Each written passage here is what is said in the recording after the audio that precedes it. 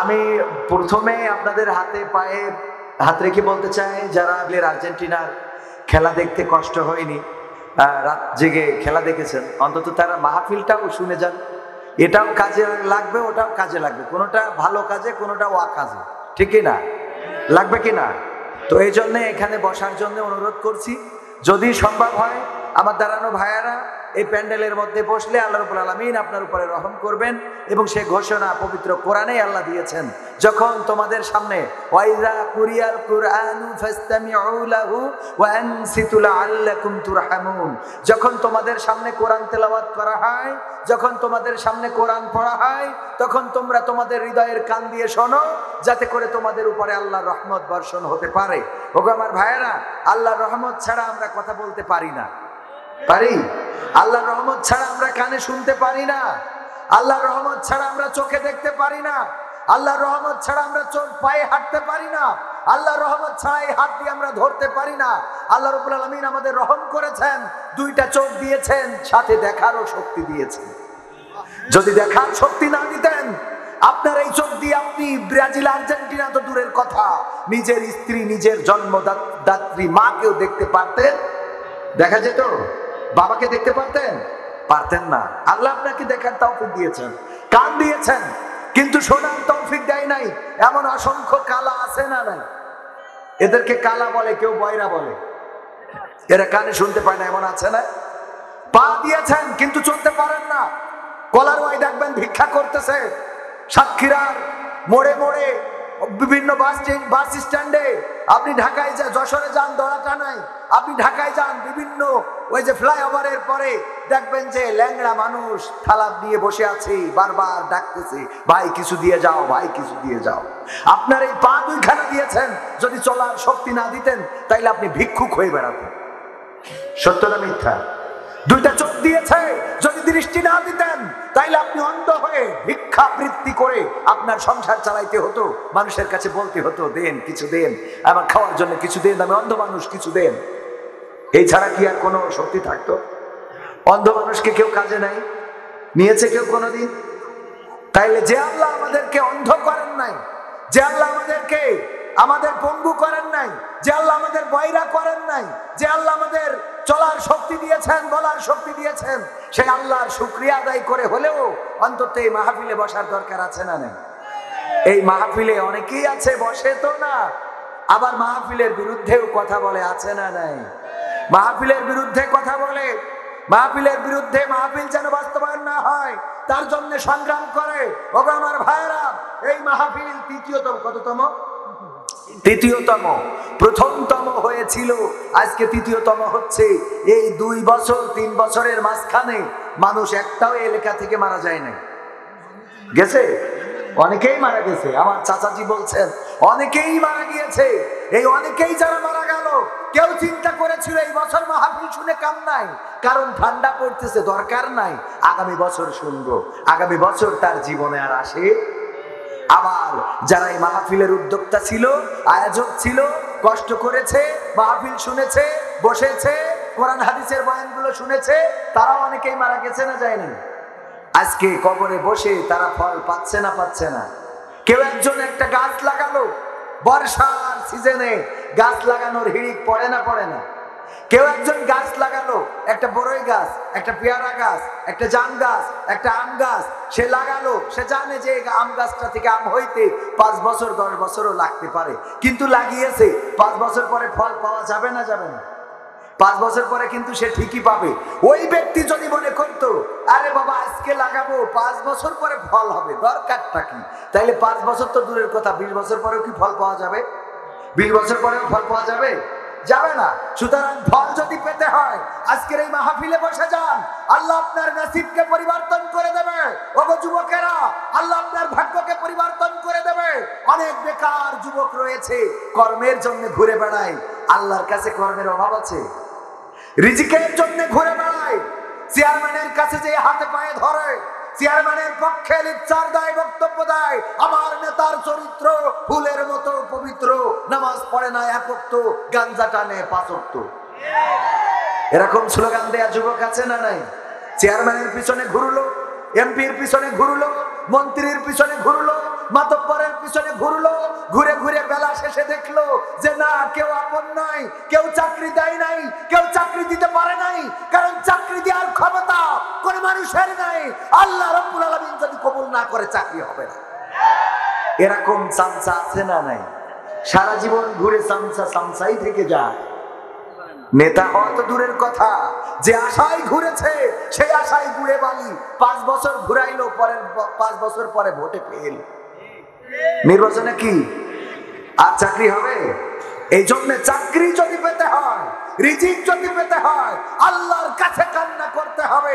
মহান রবের কাছে যদি কেউ কান্না করে, মহান রবকে যদি কেউ ভালোবাসে, আল্লাহ রাব্বুল আলামিন তার রিজিক এত দেন যে সেই রিজিক রাখার মতো জায়গা খুঁজে পাওয়া যায় না। বিশ্বাস হয় আপনাদের? রিজিকের মালিক কে?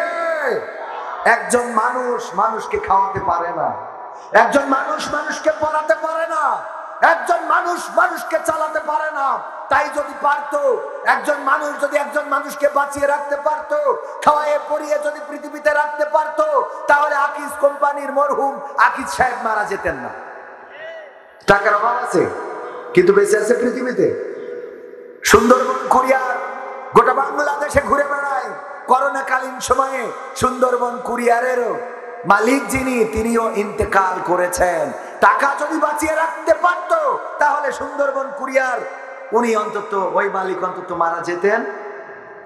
যমুনা ফিউচার পার্কে যারা গিয়েছেন, অনেকেই বলে ফিউচার পার্ক, যমুনা ফিউচার পার্কে ঘুরতে যেয়ে হারিয়ে যায়। এত পরিমাণ সম্পদ, এত পরিমাণ টাকা, এত পরিমাণ পয়সা। যমুনা টেলিভিশন দেখেছেন না? দেখেননি? যমুনা টেলিভিশন আছে না নাই?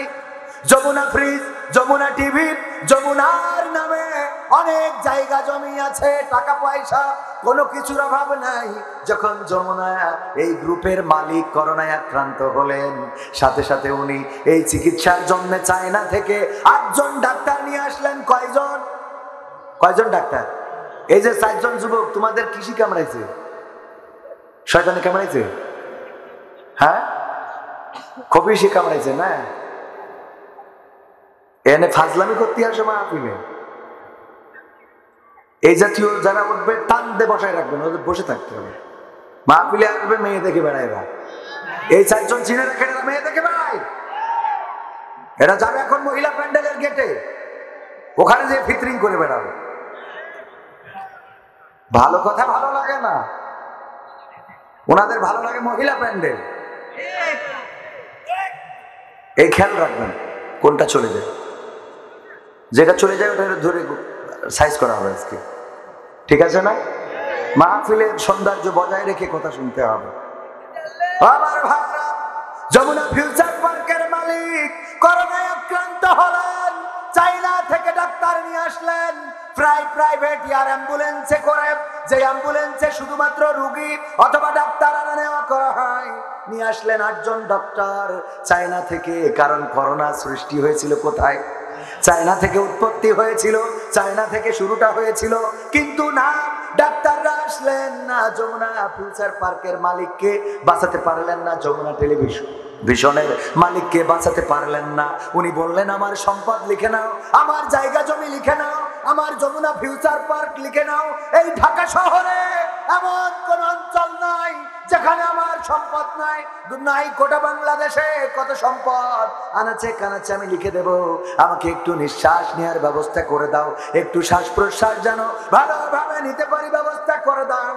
কিন্তু আল্লাহ রাব্বুল আলামিনের কাছে যখন কারো অক্সিজেন শেষ হয়ে যায়, যতই অক্সিজেনের সিলিন্ডার থাকুক না কেন, ওই অক্সিজেনটা টানানোর মতো কোনো শক্তি আর কোনো ডাক্তারের থাকে? ও আমার ভাইরা, এই কোরআনের মাহফিল, এই মাহফিলে যদি আসেন, যদি বসেন, 2-1টা কথা আপনার কাজে লেগে যেতে পারে, 2-1টা দোয়া আপনার জন্য কবুল হয়ে যেতে পারে।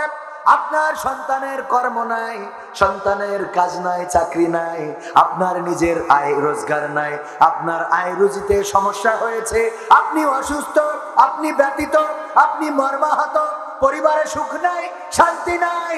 এই মাহফিলে বসে আল্লাহর কাছে আমরা কাটাকাটি করব, জানি না কোন মানুষটা আল্লাহর কাছে অনেক প্রিয়। জানি না কোন দুইখানা হাত আল্লাহর কাছে অনেক পছন্দের। আল্লাহ যদি কোনো হাতের ওসিলায় আপনার আজকের চাওয়াগুলো পূরণ করে দেয়, তাইলে আপনার সকল কষ্ট দূর হয়ে যেতে পারে না? পারে না? পারে না? পারে না? এই জন্য কোরআনের মাহফিলে আসতে হবে, কোরআনের মাহফিলে বসতে হবে। এটা বাধ্যতামূলক নয়, তবে মুসলমান হিসেবে অবশ্যই কর্তব্য। যদি পারেন মসজিদে যাবেন, 5 ওয়াক্ত বা জামাত নামাজ আদায় করবেন, আল্লাহর কাছে কাঁদাকাটি করবেন, নামাজ পড়লে রিজিক বাড়িয়ে দেন কে? অথচ আমরা 5 ওয়াক্ত নামাজ তো দূরের কথা, যেই নামাজে রিজিক বেড়ে যায় সেই নামাজ না পড়ে চেয়ারম্যানের পিছনে ঘুরে বেড়ায়। ঠিক না বেটি? নামাজে রিজিক বাড়ে, অথচ আমরা এমপির কাছে যাই, মন্ত্রীর কাছে যাই না। ওরা কেউ বাঁচাতে পারে না, ওরা কেউ জীবন দিতে পারে না, ওরা কেউ রিজিক দিতে পারে না। তাই যদি পারতো তাইলে আমাদের স্বাস্থ্যমন্ত্রী ছিল, নাম কি বলেন? নাসিম। কি নাসিম?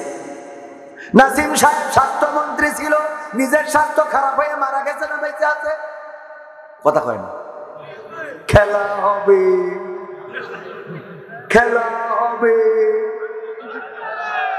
হবে, খেলা হবে। যেই ব্যক্তি বলছে খেলা হবে, অথবা যাহারা বলছে খেলা হবে, একদিন দেখা যাবে খেলা যাদের সাথে করতে চেয়েছে তারাও নাই, আবার যারা খেলা করতে চেয়েছে তারাও নাই। সবাই চলে যাবে, আর ওইখানে ফেরেশতারা বলবে খেলা হবে, এখন খেলা হবে। স্টেজ শক্ত আছে, ভাঙবে না, ভাঙবে না। ঠিক আছে তো আমার ভাইরা? এই জন্য আমি এটা বোঝানোর জন্য বললাম, কাউকে উপহাস করে নাই, কাউকে কষ্ট দিয়ে নাই, কাউকে ব্যথা দিয়ে নাই, কারণ তোরে দাগ কাটার জন্য নয়।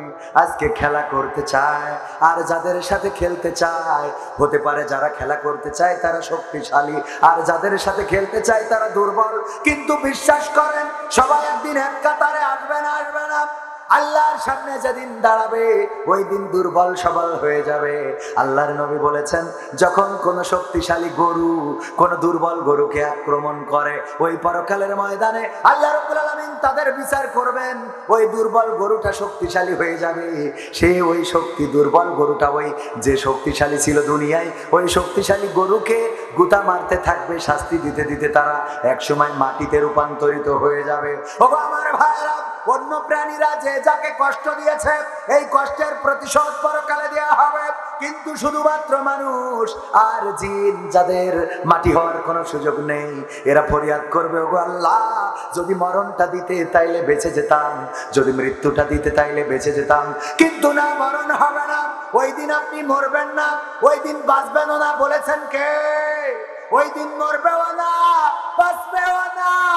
ওই কষ্টের মধ্যে জাহান্নামে জ্বলা লাগবে যদি আপনি খারাপ কাজ করেন, অন্যায় করেন, অপকর্ম করেন। ওগো আমার যুবক ভাইরা, যারা দাঁড়িয়ে আছেন, আমার কোনো দুঃখ নাই।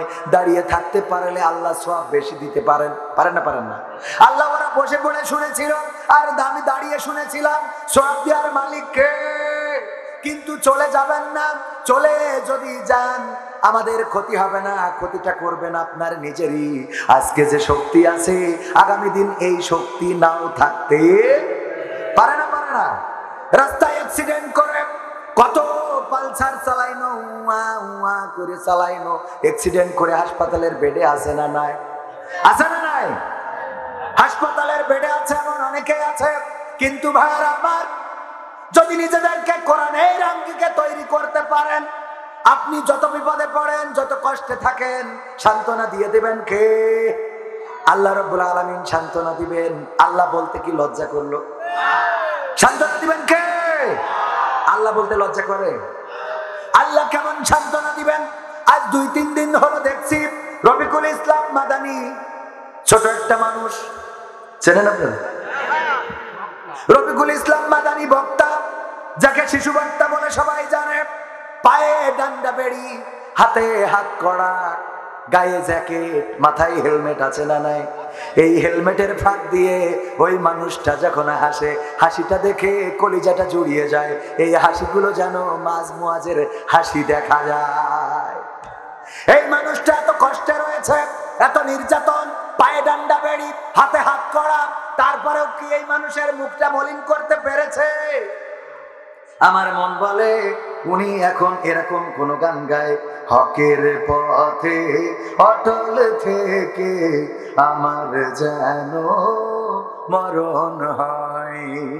হকের পথে অটল থেকে আমার যেন মরণ হয়। দিনের পথে চলতে আমি পাই না যেন কোনো ভয়। হকের পথে অটল থেকে আমার যেন মরণ হয়। আমার হাতের হাত কড়াতে ভাঙে না যেন মন, আমার পায়ে ডান্ডা বেড়ি ব্যথার কি কারণ? ঠিক না? আমার হাতের হাত কড়াতে ভাঙে না যেন মন, আমার পায়ে ডান্ডা বেড়ি ব্যথার কি কারণ? সত্য পথে চলতে গেলে, হকের কথা বলতে গেলে এমন আঘাত সইতে হয়। হকের পথে অটল থেকে আমার যেন মরণ হয়। কোরআনের পথে অটল থেকে আমার যেন মরণ হয়। চোখের পানি মুছে ফেলো, শক্ত করো মন, দুঃখ কষ্ট ব্যথা বেদনার মুমিনের জীবন। ঠিক না? চোখের পানি মুছে ফেলো, শক্ত করো মন, দুঃখ কষ্ট ব্যথা বেদনার মুমিনের জীবন। পরকালে দিবেন প্রভু, পরকালে দিবেন প্রভু সকল ত্যাগের বিনিময়। হকের পথে অটল থেকে আমার যেন মরণ হয়। হকের পথে অটল থেকে আমার যেন মরণ হয়। দিনের পথে চলতে আমি পাই না যেন কোনো ভয়। হকের পথে অটল থেকে আমার যেন মরণ হয়। আমার মন বলে এই রফিকুল ইসলাম মাদানী, আমির হামজা, আল্লামা সহ, মামুনুল হক সহ কারারুদ্ধ যারা রয়েছে তারা চিৎকার করে এই কথাগুলো বলে, ওগো আল্লাহ, হকের পথে থেকে, হকের পক্ষে থেকে, সত্যের পক্ষে থেকে যেন এই পৃথিবী ছাড়তে পারি, বাতিলের কাছে কখনো যেন কোনো মাথা নত না হয়। বাতিলের কাছে মাথা নত করা যাবে? বাতিলের কাছে এই মাথা নত হবে না, কারণ এই মাথা নত করেছি মহান রবের কাছে, এই শির নত করেছি আল্লাহর কাছে, আর কোন অপশক্তির কাছে এই মাথা নত হবে না। বলেন ঠিক কিনা? অনেকেই বলে হুজুর কথা বলবেন একটু হিসেব করে। কি করে? কি হিসেব? হুজুর রাজনীতি মিতি এসব কথা কোয়ার দরকার নেই। অথচ যারা নিষেধ করে তারা দেখি এত রাজনীতি করে, সে রাজনীতি সত্যি সত্যি আমরা তো বোরিং হয়ে যাই। কথা কয় না? এরকম আছে না নাই? আপনাদের এদিকে নেই, অনেক জায়গায় গেলে দেখা যায়। কয় হুজুর রাষ্ট্রবিরোধী কথা বলবেন না। আশ্চর্য ব্যাপার, আমরা রাষ্ট্রবিরোধী কথা কেন বলবো? এই বাংলাদেশ বুকের তাজা রক্ত ঢেলে দিয়ে কিনেছি। এই বাংলাদেশে আমার উত্তরসূরিদের, আমার গোষ্ঠীর লোকের রক্ত ঝরেছে। এই বাংলাদেশে আমার জাত ভাইয়ের রক্ত ঝরেছে। এই বাংলাদেশ টানার জন্য, এই বাংলাদেশের বিরুদ্ধে যদি কেউ কথা বলে তার গলায় পা দিয়ে জিহ্বা টেনে ছিঁড়ে বের করে পা দিয়ে মারাবো। রাষ্ট্রের বিরুদ্ধে কোন ব্যক্তি কথা বলে প্রমাণ করে দেন। বরং রাষ্ট্রের বিরুদ্ধে কথা বলেন। যারা আমাদেরকে বলেন রাষ্ট্রের বিরুদ্ধে কথা বলবেন না, তারাই রাষ্ট্রের বিরুদ্ধে কাজ করেন। আমার সরকার দেয় রড আর আপনি ঢুকান বাস। কথা কয় না? আমার সরকার টাকা দিচ্ছে, আপনি সেই টাকা সুইস ব্যাংকে পাচার করতেছেন।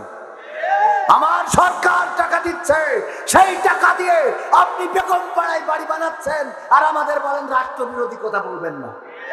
আমরা রাষ্ট্রের পক্ষে কথা বলি, এটা তোমাদের কাছে রাষ্ট্রবিরোধী মনে হয়। ঠিক না ঠিক? যে স্বাধীনতার স্বপ্ন ছিল বঙ্গবন্ধুর, সেই স্বাধীনতা আজকে কেন এতটা বেদনা বিধুর। আনতে স্বাধীন এক বাংলাদেশ, লড়ে লড়ে জীবনটা করেছিল শেষ। আনতে স্বাধীন এক বাংলাদেশ, লড়ে লড়ে জীবনটা করেছিল শেষ।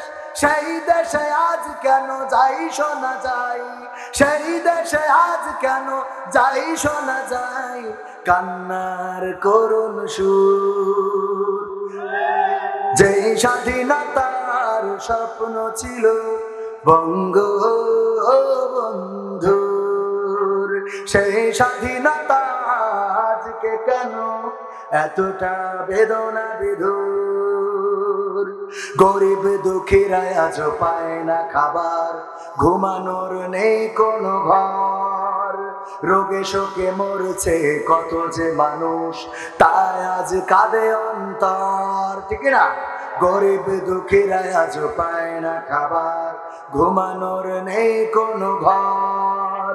রোগে শোকে মরছে কত যে মানুষ, তাই আজ কাঁদে অন্তর। অধিকার আদায়ে আন্দোলন করবে কেন আজ জনগণ? অধিকার আদায়ে আন্দোলন করবে কেন আজ জনগণ?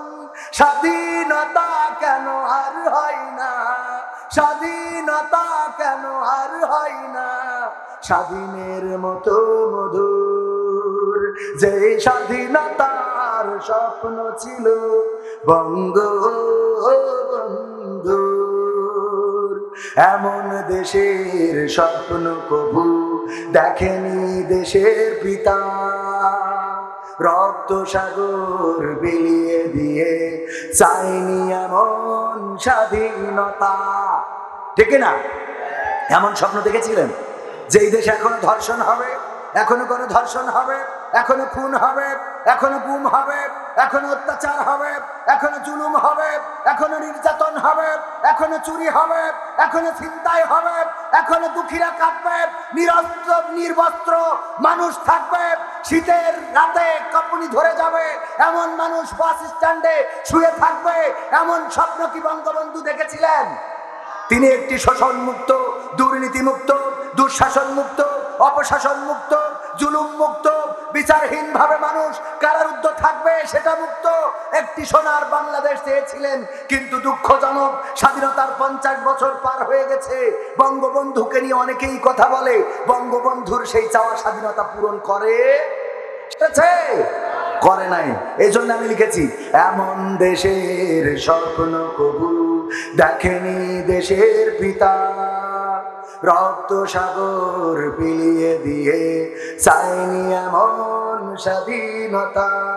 সহিংসতা যাক থেমে যাক, মানবতা মুক্তি পাক।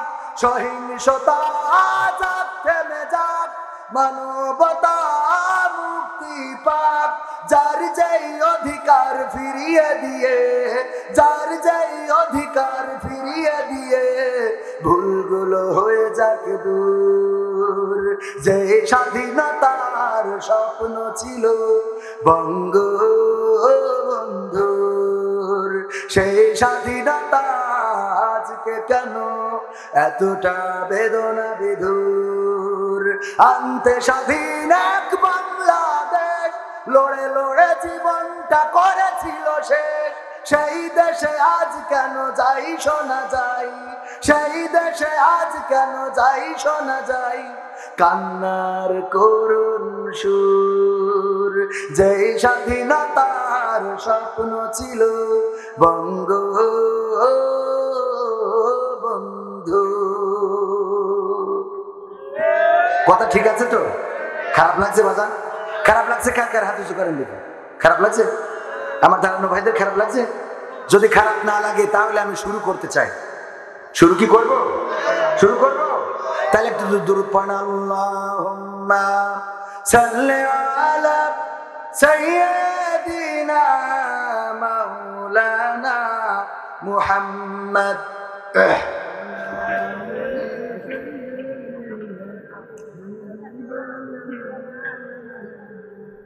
বোবা লোকে চলতে পারে বলতে পারে না, পঙ্গু লোকে বলতে পারে চলতে পারে না, কানা লোকে শুনতে পারে দেখতে পারে না, কালা লোকে দেখতে পারে শুনতে পারে না।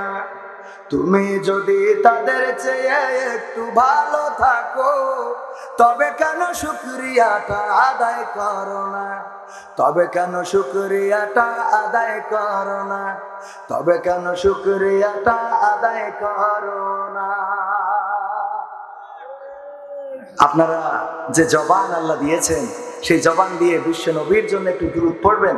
তাও কেউ ঝিমাচ্ছেন, কেউ পড়েন না, আর কেউ মনে করছেন পড়ি লাভ কি। যারা মনে করেন এই দুরূদ পড়া বেদাত তারা পড়ার দরকার নেই, কিন্তু যারা বেদাত মনে করেন না তারা পড়েন। আল্লাহুম্মা সাল্লি আলা সাইয়্যিদিনা মাওলানা মুহাম্মদ ওয়া আলা আলিহি।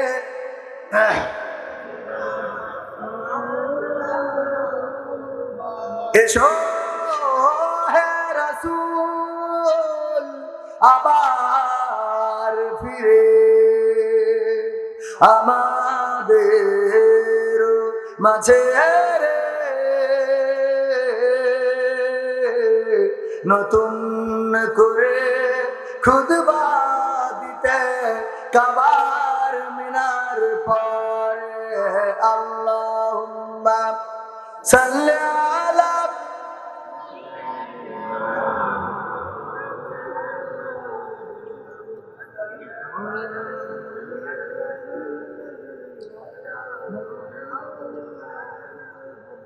নবীর নামে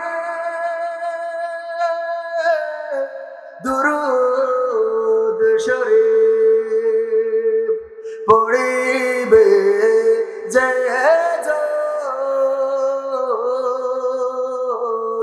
তার জন্য যে হারাম হবে জাহান্নামের আগুন। আল্লাহুম্মা সাল্লি আলা সাইয়্যিদিনা মাওলানা মুহাম্মদ ওয়া আলা আলি সাইয়্যিদিনা মাওলানা মুহাম্মদ। আলহামদুলিল্লাহ, তৃতীয় বার্ষিক ওয়াজ মাহফিলের শ্রদ্ধাভাজন সভাপতি জনাব আলহাজ মোহাম্মদ আব্দুল করিম গাজী সাহেব, ভালো আছেন তো? আলহামদুলিল্লাহ। এছাড়া আজকে প্রধান অতিথি ছিলেন শর্মা মোর্শেদ আলী ভিপি এবং ৮ নম্বর কেরাল কাতা ইউনিয়ন পরিষদের সুযোগ্য চেয়ারম্যান ও সহসভাপতি কলারোয়া উপজেলা আওয়ামী লীগ। এছাড়া advocate Mohammad Ashraful Alam Babu APP judge court Satkhira, উনি মূল্যবান কথা বলেছেন। আরো বিশেষ অতিথি হিসেবে উপস্থিত আছেন জনাব সরদার আব্দুল রউফ সাহেব, জনাব মোহাম্মদ আব্দুল গফুর সাহেব, এছাড়া জনাব মোহাম্মদ শহীদুল ইসলাম সাহেব। আমার আগে আলোচনা করেছেন বিশিষ্ট ইসলামী চিন্তাবিদ ও মুফাসসিরে কোরআন, দারুণ আলোচনা করছিলেন আমাদের প্রিয় ভাই হাফেজ ফরহাদ খন্দকার সাহেব। উনি একজন প্রকৃত অর্থে আলোচক, আর আমাকে এখানে বসানো হয়েছে। আমি এখন হয়ে গেছি ওই যে ভাইরাল চোর সিদ্দিকের মতো। কয় তুমি কি চুরি করেছো? কয় হ্যাঁ। কয় চুরি করলে কেন? কয় আমার ভুল হয়েছে, ক্ষমা করে দেন। তো এই ক্ষমা করে দেন এই কথা বলার কারণে এই চোর এখন বাংলাদেশের বিখ্যাত একজন ব্যক্তি, বলেন ঠিক কিনা? ভাইরাল হইলে তার দাম আছে না নাই? ভাইরাল হইলেই দাম আছে। এখন বক্তা খোঁজার সময় কোন কমিটি বলে না যে হুজুর একটা বক্তা খুঁজে দেন, ভালো আলেম, ভালো নামাজি, ভালো রোজাদার, ভালো আমলের দিক থেকে অনেক উপরে, এই জাতীয় একটা বক্তা খুঁজে দেন। মুফাসসির করবেন কোরআন থেকে, তাফসির করবেন কোরআন থেকে, হাদিস থেকে, এরকম একটা বক্তা খুঁজে দেন। এই কথা বলে না, এখন বলে কি, হুজুর একটা ভাইরাল বক্তা খুঁজে দেন। কি বক্তা? ভাইরাল বক্তা। হুজুর ভাইরাল বক্তা খুঁজে দেন। ভাইরাল বক্তা হইলে লোক বেশি হবে, এই জন্য 30 ইঞ্চি, 22 ইঞ্চি, 36 ইঞ্চি, 26 ইঞ্চি বক্তা আছে না নাই? এটাকে ছোট করে দেখি না। আমার মতো মানুষও এখানে এসেছে ওই ভাইরাল রোগ থেকে। কি থেকে? যোগ্যতা থেকে নয়। আমি বিশ্বাস করেন, আমি স্পষ্ট করে বলে দিতে চাই, কোন যোগ্যতা থেকে আমাকে এখানে বসান নাই। আমার ওই ভাইরাল রোগ থেকে আপনারা এখানে বসিয়েছেন। শুধু নয়, আমার রমজানের আগে তো ডেট নেই, রোজার পরেও নেই। শুধুমাত্র কিসের কারণে? ভাইরাল রোগের কারণে। এই জায়গা থেকে যতদিন এই জাতি ফিরে আসতে না পারবে, ততদিন এই জাতির বেশি পরিবর্তন আসবে না। এই জন্য আমার মতো একজন অজ্ঞকে এখানে বসিয়েছে। আমি খুব বেশি খোরাক আপনাদের দিতে পারবো না, যে এমন কথা বলবো যেই কথায় আপনারা পরিবর্তন হয়ে আগামীকালকে জান্নাতের বাসিন্দা হয়ে যাবেন, এমন কথা বলার যোগ্যতা আমার মধ্যে নাই। আরো ভালো হুজুর আনতে হবে, ভালো ভালো আলেমের হুজুর, ভালো এলেমের হুজুর, আমলের হুজুর আনতে হবে। আর আমার এনেছেন যেটা হবে, ওই 2-1টা গান হবে, মা বোনদের জন্য 2-1টা গান হবে, যুবকদের একটু কাটি মারা হবে, হ্যাঁ, তো এই জাতীয় কিছু হবে, খুব ভালো কিছু হবে না। এই জন্য ভালো কিছুর আশা করে যারা মনে করছেন হুজুর এসেছে অনেক কিছু করে ফেলাবে, ওরা একটু আশাটা কমাই দেন। বেশি কিছু করতে পারবো না, অল্প কিছু হবে ইনশাআল্লাহ। তো আমাদের প্রিয় হাফেজ ফরহাদ খন্দকার ভাই অনেক গুরুত্বপূর্ণ আলোচনা করেছেন। এছাড়া মঞ্চে উপবিষ্ট আছেন দিনদার ইমানদার মুসলমান ভাই ও বাবাজিরা। মাহফিল পরিচালনায় রয়েছেন কারি মোহাম্মদ বরকতুল্লাহ ও হাফেজ মোহাম্মদ আবু জর ডিফারি। আর সভাপতি সাহেব তো আছেনই। মোটামুটি আমার সামনে উপবিষ্ট দিনদার ইমানদার মুসলমান ভাই ও বাবাজিরা, আমার দাঁড়ানো যুবক ভাইরা যাদের এনার্জি আছে, স্পিড খেয়ে আইছে, মনে হয় শক্তি আছে। তো যাক, আলহামদুলিল্লাহ। দাঁড়িয়ে থাকাতেও আমি কষ্ট পাই না, আমি বসতেও বলি না। কেন বলি না? বসতে বললে অনেকেই চলে যায়, এই জন্য বসতে বলতে ইচ্ছে করে না। তারপরে অনেক সময় কমিটি বলে, হুজুর একটু বলেন, একটু বসতে বলেন। তো আপনারা দাঁড়িয়ে থাকলেও আমার কোনো দুঃখ নেই, কোনো কষ্ট নেই। এইদিকে লোক বেশি, আমি এইদিকে মুখ বেশি দিয়ে কথা বলবো, আমার কোনো সমস্যা নেই। মা বোনেরা আছেন পর্দার অন্তরালে, মাইকের আওয়াজ যারা শুনছেন, সবাইকে আবারও আনুষ্ঠানিকভাবে সালাম জানাচ্ছি। আসসালামু আলাইকুম ওয়া রাহমাতুল্লাহি ওয়া বারাকাতুহু। আমরা আল্লাহর শুকরিয়া আদায় করি যে মহান রব্বুল আলামিন দয়া করে মায়া করে আমাদেরকে বাঁচিয়ে রেখেছেন, সুস্থ রেখেছেন, 2টি হাত দিয়েছেন, 2টি পা দিয়েছেন, কথা বলার শক্তি দিয়েছেন, চলার শক্তি দিয়েছেন। সেই রবের শুকরিয়া আদায় করে সবাই উচ্চ স্বরে বলছি আলহামদুলিল্লাহ। মহামানবের প্রতি দুরূদ এবং সালাম, যিনার অক্লান্ত পরিশ্রম এবং প্রচেষ্টা দ্বীন ইসলামকে বিকশিত করেছে। আমরা এই বাংলাদেশে বসে মদিনার ইসলাম পেয়েছি, মক্কার ইসলাম পেয়েছি, বলেন ঠিক কিনা? এটার জন্য আমার রাসূলের পরিশ্রম ছিল, নবুয়তি জিন্দেগি ছিল মাত্র 23 বছরের। এই 23 বছরে তিনি এমন সংগ্রাম করেছেন, এত লড়াই করেছেন, এত পরিশ্রম করেছেন, এত মানুষের কাছে যে মেহনত করেছেন, যে 23 বছরের জিন্দেগিতে মক্কার যে বাতাসটা বয়ে যাচ্ছিল, সেই বাতাসটাকে থামিয়ে দিয়ে উল্টো দিকে প্রবাহিত করে একটি সুন্দর সুসমাজ গঠন করে দিয়েছিলেন সেই মহামানব হযরত মুহাম্মদ, সবাই বলি সাল্লাল্লাহু আলাইহি ওয়াসাল্লাম। তার প্রতি দুরূদ এবং সালাম। সম্মানিত ভাইয়েরা, আমরা তার মাগফিরাত কামনা করছি তাদের, যারা বাংলার জমিন শুধু নয়, গোটা বিশ্বের জমিনে ইসলামী আন্দোলনের জন্য, কোরআন কায়েমের জন্য, দ্বীন প্রতিষ্ঠার জন্য সংগ্রাম করে জীবন দিয়ে গিয়েছেন। আল্লাহ যেন তাদের জান্নাতুল ফেরদাউস দান করেন, বলেন আমিন। সম্মানিত ভাইয়েরা, আমরা এমন একটা সময়ে এখানে উপস্থিত হয়েছি, যেই সময়ে গোটা বিশ্বের দিকে যদি তাকানো হয়, তাহলে তাকিয়ে দেখা যায় মুসলমানরা প্রতিটা দেশে দেশে নির্যাতিত, নিষ্পেষিত, লাঞ্ছিত, বঞ্চিত, অপমানিত, অপদস্থ, বলেন ঠিক কিনা? সত্য নাকি মিথ্যা? আমার বাংলাদেশে কোনো নির্যাতন হয় না, কিন্তু অন্য দেশে নির্যাতন আছে না নাই? আছে না নাই? বাংলাদেশে সবাই ভালো আছে, সুখে শান্তিতে আছে। এই যে দেখেন কাজী ইব্রাহিমকে 1 বছর 3 মাস 19 দিন খাওয়াই পড়াই, তারপরে আবার ছেড়ে দেওয়া হয়েছে। সুখে আছে না? সুখে আছে না নাই? রফিকুল ইসলাম মাদানিকে তার আইনি প্রক্রিয়ায় যেটা চলছে, আমাদের কোনো আপত্তি নেই। পায়ে ডান্ডা বেড়ি, হাতে হাত করা, এটা থাকতেই পারে। প্রশাসনের আইনে যদি থাকে, বাংলাদেশের লতে যদি থাকে, বাংলাদেশের আইনে যদি থাকে, সংবিধানে যদি থাকে, সেটা অবশ্যই করতে হবে। পায়ে ডান্ডা বেড়ি, হাতে হাত করা, গায়ে জ্যাকেট, মাথায় হেলমেট, এটা দেওয়াতে আমাদের কোনো দুঃখ নেই। কিন্তু আমাদের দুঃখ লাগে তখন যখন দেখি পরিমণি বের হয় হাতে মেহেদি, কথা কয় না। যখন দেখি কারারুদ্ধ আরো অনেকেই বের হয়, তাদের মুখটা মলিন থাকে না, তাদের হাতে মেহেদির রং পাওয়া যায়, তাদের মধ্যে গর্ব পাওয়া যায়, অহংকার পাওয়া যায়। আর আলেমেরা যখন সুজা মানুষটা ঢোকে, বের হয় পূজা হয়ে, ঠিক না বেঠিক? হেঁটে যাওয়া মানুষটা হুইল চেয়ারে বের হয়। আলেমদের অপরাধ যদি থাকে, প্রশাসন যা ইচ্ছা তাই করেন, শাস্তি দেন, আপত্তি নেই। কিন্তু আর এক গুরু বাবার হাতে মেহেদি মাকে কি করে? এইটা আমার দুঃখের। তাছাড়া প্রশাসন নিয়ে আমাদের প্রশ্ন তোলার কোনো ক্ষমতা আছে? বাংলাদেশের প্রশাসন এই দেশের আইনের শাসন প্রতিষ্ঠায় অগ্রণী ভূমিকা রাখছে। কত পুলিশ ভাইদেরকে দেখেছি বিপদে মুসিবতে আমাদের পাশে থাকতে। পুলিশ ভাইয়েরা বাংলাদেশের জনগণের নিরাপত্তা দেয়, বাংলাদেশের জনগণ আস্থার জায়গা খুঁজে পায় প্রশাসনের কাছে, বলেন ঠিক কিনা? কয়েকদিন আগে একটা নিউজ দেখলাম যে এক চোর চুরি করতে করতে সকালেই গেছে। কি হয়ে গেছে? সকালেই গেছে, দোকানের মধ্যে চিন্তা করছে এখন বেরোলি তো কুপান খাওয়া লাগবে, বাঁচার জন্য 999 ফোন দিয়েছে, 999 ফোন দিয়ে প্রশাসনকে ডেকেছে, স্যার বাঁচা। আমি তো এখন সকালেই গেছে চুরি করতে করতে, খেয়াল এত বিপদ হয়ে গেছে চুরি করতে করতে, কইন্ডে থুয়ে কইন্ডে নেব। এর মধ্যেই সকাল হয়ে গেছে। ওগো ভাইয়েরা আমার, এই চোরও জানে আমার আস্থার জায়গা প্রশাসন ছাড়ার কোনো লাইন নেই। সুতরাং আমরা প্রশাসনের প্রতি চিরকৃতজ্ঞ।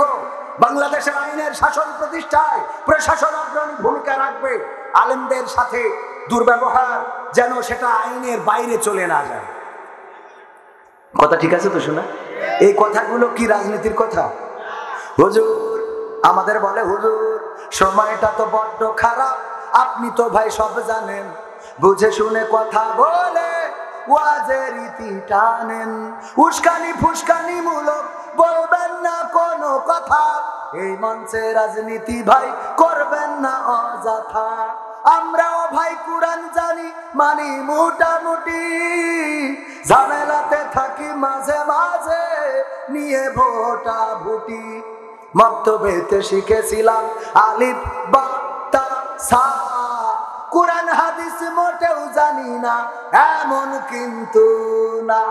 তাই রাজনীতি চলবে না ও ভাই, রাজনীতি চলবে না, তাই রাজনীতি চলবে না ও হুজুর, রাজনীতি চলবে। তারপর কি বলে হুজুর? শোনেন হুজুর কি অমুক হুজুর ওয়াজ করে কত মধুর সুর, কবরেতে গেলে পাবো ৭০,০০০ হুর। এমন ওয়াজ আছে না নাই?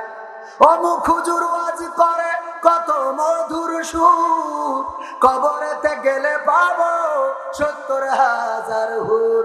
অনেক দোয়া আছে পড়লে কোটিতে সওয়াব, সারা জীবন পাপ করিলেও পেয়ে যাব মাপ।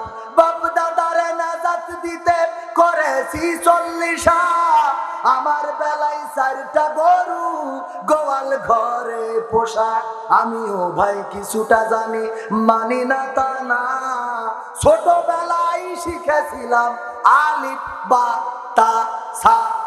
তাই রাজনীতি চলবে না ও ভাই, রাজনীতি চলবে না, তাই রাজনীতি চলবে না ও হুজুর, রাজনীতি চলবে। তারপর বলে হুজুর, হুজুর এই হুজুর শোনেন কি বলেন, মিলাদ করি কিয়াম করি যাই বাবার মাজারে, হয়তো একটু বিড়ি টানি কলারুয়ার বাজারে। কি মিলাদ করি কিয়াম করি যাই বাবার মাজারে, হয়তো একটু বিড়ি টানি বাগাছড়ার বাজারে। ফজর নামাজ হয় না পড়া, থাকি তখন নিদে, আল্লাহর কিরে হয় না কাজা। হুজুর হুজুর শোনেন, বিশ্বাস করেন, আল্লাহর কিরে করে বলছি, আল্লাহর কিরে হয় না কাজা, নামাজটা 2 ঈদে। কি ফজর নামাজ হয় না পড়া, থাকি তখন নিদে। আল্লাহর কিরে হয় না কাজা, নামাজটা 2 ঈদে। নিয়মিত চেষ্টা করি পড়তে জুম্মা নামাজ, সেদিন শুধু হয় না পড়া, যেদিন থাকে কাজ।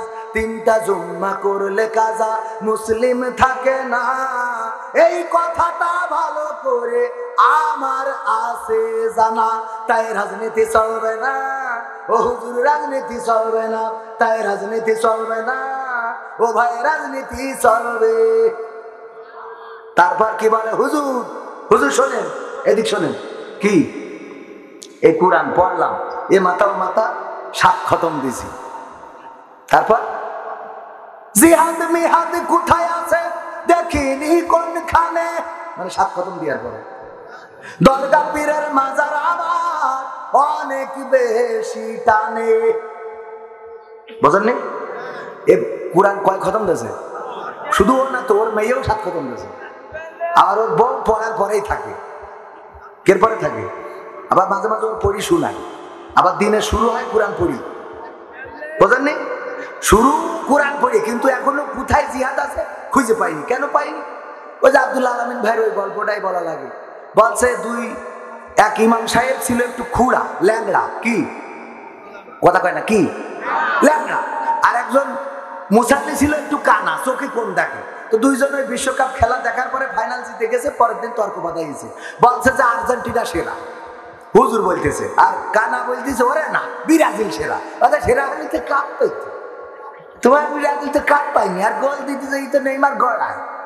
তা বলছে তোমাদের মেসি তো পেনাল্টি না হলে গোল দিতে পারে না। এই দুইজনে হয়েছে। তর্ক করতে করতে আজান দিয়েছে, হুজুর বলছে যে চলো ঝামেলা করি লাভ নেই, নামাজ পড়তে যাও। তো নামাজ পড়তে গেছে, মাগরিবের নামাজ। ইমাম সাহেব একটু কি ছিল, ল্যাংড়া, আর এই মুসাল্লি কি কানা। তো হুজুর নামাজের মধ্যে কোরআনের তেলাওয়াত করতেছে, ওয়া কানা মিনাল কাফিরিন। কানা বলছে হুজুর তো জন্মের খারাপ, আমার না হয় ভুল হয় আছে, ক্ষমা করি দেন। কিন্তু নামাজের মধ্যে এসে বলে ওয়া কানা মিনাল কাফিরিন, আমি কানা কাফের। তো ওই দিন যাই হোক মনে করি যে যাক আজকে হুজুর কইছে আজকে থাক, মাফ করে দিল হুজুর। তো পরে আবার একদিন নামাজের সময় হুজুর ওই একই আয়াত তেলাওয়াত করে ফেলাই আছে, ওয়া কানা মিনাল কাফিরিন।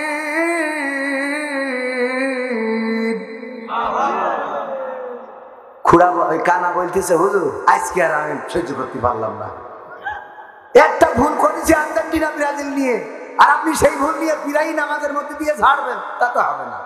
আমি আজকে ডাইরেক্ট প্রতিবাদ করছি, লুকমান দিচ্ছে আল্লাহু আকবার ওয়া খুড়া মিনাল ফাসিকিন। আমি কানা যদি কাফের হই, তুমি খুড়া ফাসিক। তুমি এই বিষয়টা নিয়ে নামাজের মধ্যে বারবার ঝাড়ো কেন আমার? বুঝলেন? তাহলে কি বোঝা গেছে? জিহাদ মিহাদ কোথায় আছে দেখিনি কোনখানে, দরগা পীরের মাজার আমার অনেক বেশি টানে। সেথায় গেলে শর্টকাটে ভাই জান্নাত পাওয়া যায়, পরকালে তরাই নেবে চিন্তা তেমন নাই। পীর সাহেবের কাছে মুরিদ আমি আমার নেতা, বছর বছর ছাগল পাঠায় আমি আবার সেথা। হইলে ওরস কোনোভাবে মিষ্ট করে না, সেখান থেকে আল্লাহ রাসূল হয়েছে জানা। তাই রাজনীতি চলবে না, ও হুজুর রাজনীতি চলবে না, তাই রাজনীতি চলবে না, ও ভাই রাজনীতি চলবে। সময়টা তো বড্ড খারাপ, আপনি তো ভাই সব জানেন, বুঝে শুনে কথা বলে ওয়াজের রীতি টানেন। উস্কানি ফুসকানি মূলক বলবেন না কোনো কথা, এই মঞ্চে রাজনীতি ভাই করবেন না অযথা। আমরাও ভাই কোরআন জানি মানি মোটামুটি, ঝামেলাতে থাকি মাঝে মাঝে নিয়ে ভোটা ভুটি। মক্তবেতে শিখেছিলাম আলিফ বা তা সা, কোরআন হাদিস মোটেও জানি না, এমন কিন্তু না। তাই রাজনীতি চলবে না ও ভাই, রাজনীতি চলবে না, তাই রাজনীতি চলবে না ও হুজুর, রাজনীতি চলবে। আমরা বলি চলবে না, রাজনীতি করা যাবে। আমরা রাজনীতি করি না। কোন পোস্টারে কোন হুজুরির নামের শেষে লেখা আছে নাকি জামাতের নেতা? কথা কয় না। হেফাজতের নেতা, চরমনায়ের নেতা, না লেখা আছে বিশিষ্ট ইসলামী চিন্তাবিদ এই পর্যন্ত। কিন্তু যারা বলে রাজনীতি করা যাবে না, না, উনাদের নামের ইনসেটে রাজনীতির কথা লেখা আছে না নাই? তাইলে আমরা করি না, তারা করে। আমাদের অবস্থা হলো এইরকম। একজন মসজিদের মধ্যে বসে পায়খানা করছে। কি করছে? মসজিদের মধ্যে বসে পায়খানা করছে। আর একজন মসজিদে ঢুকেছে, তো নাকে গন্ধ লেগেছে, তো বোঝেননি নাকি? ও যে পায়খানা করছে বলছে তো থাবায় দাপ খুলি দেবো, বিয়াদব কোথাকা। এই মসজিদের মধ্যে সাফ ফেলা লিখা নেই, হ্যাঁ? এইটা তো থুতু বেড়ানোর জায়গা, তুই মসজিদের মধ্যে থুতু বেড়ালি, বেয়াদব কোথাকা। বোঝেননি কথা? কি বোঝা গেছে? আমাদের অবস্থা এরকম। আর কিছু আছে আবার খুব আল্লাহওয়ালা। এই আল্লাহওয়ালা গুলো এই যে কমনে কি করি ইসলামের বাড়তে যায় টের পায় না। মানে এরকম, আমি একবার একজনের বলছি যে ভাই একটু গরম লাগছে, একটু বাতাস করেন। আমি একটু শুয়ে থাকি, তো বাতাস করতেছে, একটা মাসি এসে খালি বসতেছে। মাসি এসে কি বসে নাকি বসছে। ও বলছে মাসি সরিয়ে যা, হুজুরি ডিস্টার্ব করিস নি। আমি তাহলে যার নামে চলে যাবো, তুই একটু বাপ চাই তোর কাছে। ও বাতাস করছে, ওই মাসি ডিস্টার্ব, ওই মাসি ডিস্টার্ব। ওর হয়ে গেলে আগে মাসি তো কথা শুনছে না।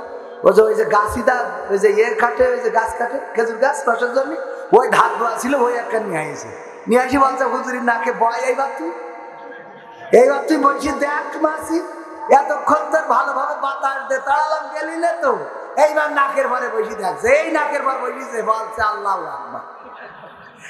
হুজুরির অবস্থা কি বোঝা গেছে?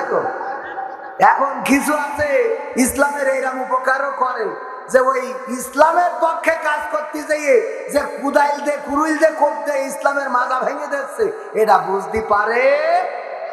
কথা কয় না? এরকম আল্লাহর ওলি আছে না নাই? বলে অমুকের সাথে আপোষ করা যাবে না, তমুকের সাথে আপোষ করা যাবে না, অমুক শয়তানের সাথে বসতে রাজি, কিন্তু অমুকদের সাথে বসবো না। পরে দেখা যায় এমন মানুষের সাথে বসিছে যে এইটা দেখিয়ে মনে হয় যে ওই যে গাছিটাতে কোপ দিতেছে। কথা কি বোঝা গেছে? বাজান কি হবে বেঁচে থেকে অযথা বিদ্যা শিখে যদি না গড়তে পারি শোষণবিহীন সমাজটাকে? কি হবে বেঁচে থেকে? কি হবে ছাত্র সেজে চুমু খেয়ে সনদ খানা যদি হয় বিদ্যালয়টা পরিমণিদের আড্ডা খানা? কি হবে ছাত্র সেজে চুমু খেয়ে সনদ খানা যদি হয় বিদ্যালয়টা নায়ক নায়িকাদের আড্ডা খানা? এর চেয়ে মরাই ভালো, দেশ ছেড়ে যাওয়াই ভালো। এর চেয়ে মরাই ভালো, দেশ ছেড়ে যাওয়াই ভালো। কি হবে ধোকা দিয়ে বিবেকটাকে? কি হবে বেঁচে থেকে অযথা বিদ্যা শিখে যদি না গড়তে পারি শোষণবিহীন সমাজটাকে? কি হবে বেঁচে থেকে? কি হবে যুবক নামের বোঝা হয়ে এই ধরাতে যেখানে মা বোনেরা ধর্ষিতা হয় দিনে রাতে? কি হবে যুবক নামের বোঝা হয়ে এই ধরাতে যেখানে মা বোনেরা ধর্ষিতা হয় দিনে রাতে? যৌবনের সার্থকতা ঘুচিবে সকল ব্যথা, যৌবনের সার্থকতা ঘুচিবে সকল ব্যথা। পারো যদি বলি দিতে মানুষরূপী পশুটাকে, পারো যদি বলি দিতে মানুষরূপী পশুটাকে? কি হবে বেঁচে থেকে অযথা বিদ্যা শিখে যদি না গড়তে পারি শোষণবিহীন সমাজটাকে? কি হবে বেঁচে থেকে? কি হবে লেখালেখি কলমবাজির ওই মহড়া সমাজের আসল চিত্র যদি না যাই তুলে ধরা? কথা কয় না? এমন পত্রিকা আছে না নাই? সারাটা কলাম জুড়ে পরিমণির খবর, মাহিয়া মাহির খবর, হিরো আলমের খবর, আর এর মধ্যে আলেমেরা মরে ছাপা হয়ে যাচ্ছে। এর জন্য একটা কলাম লেখার মতো জায়গা থাকে? আছে না নাই? এরকম পত্রিকা আছে না নাই?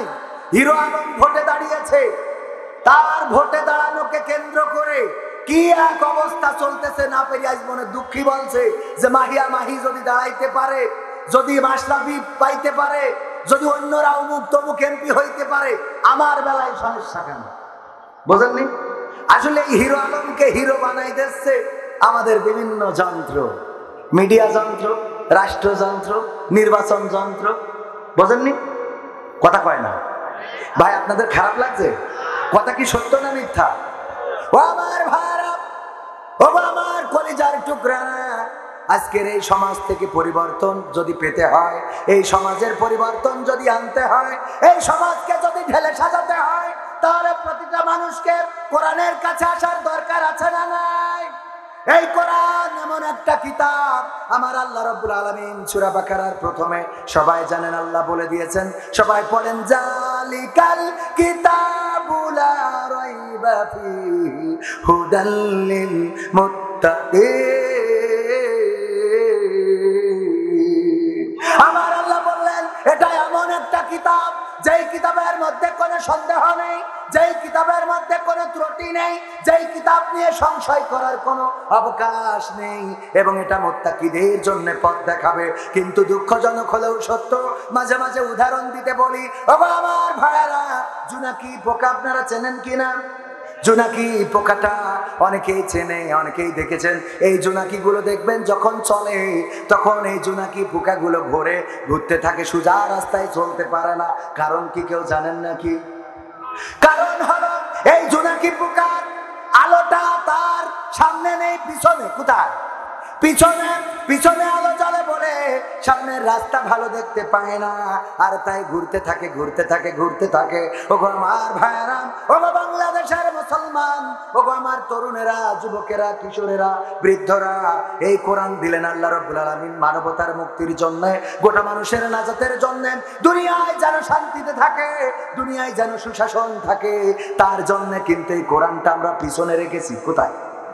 পিছনে রেখেছি, রেখে পথের দিশা খুঁজে বেড়াই। কিন্তু না, কিয়ামত পর্যন্ত পথের দিশা পাওয়া যাবে না। আলোটা যদি সামনে না নেন, তাইলে পথের দিশা পাওয়া যাবে। আর আলো সামনে নিলে কেমন উপকার! এক অন্ধ রাস্তা চলতেছে, হাতে হেরিকেন। কি কেন? কি কেন? হেরিকেন। সবাই বলেন কি কেন?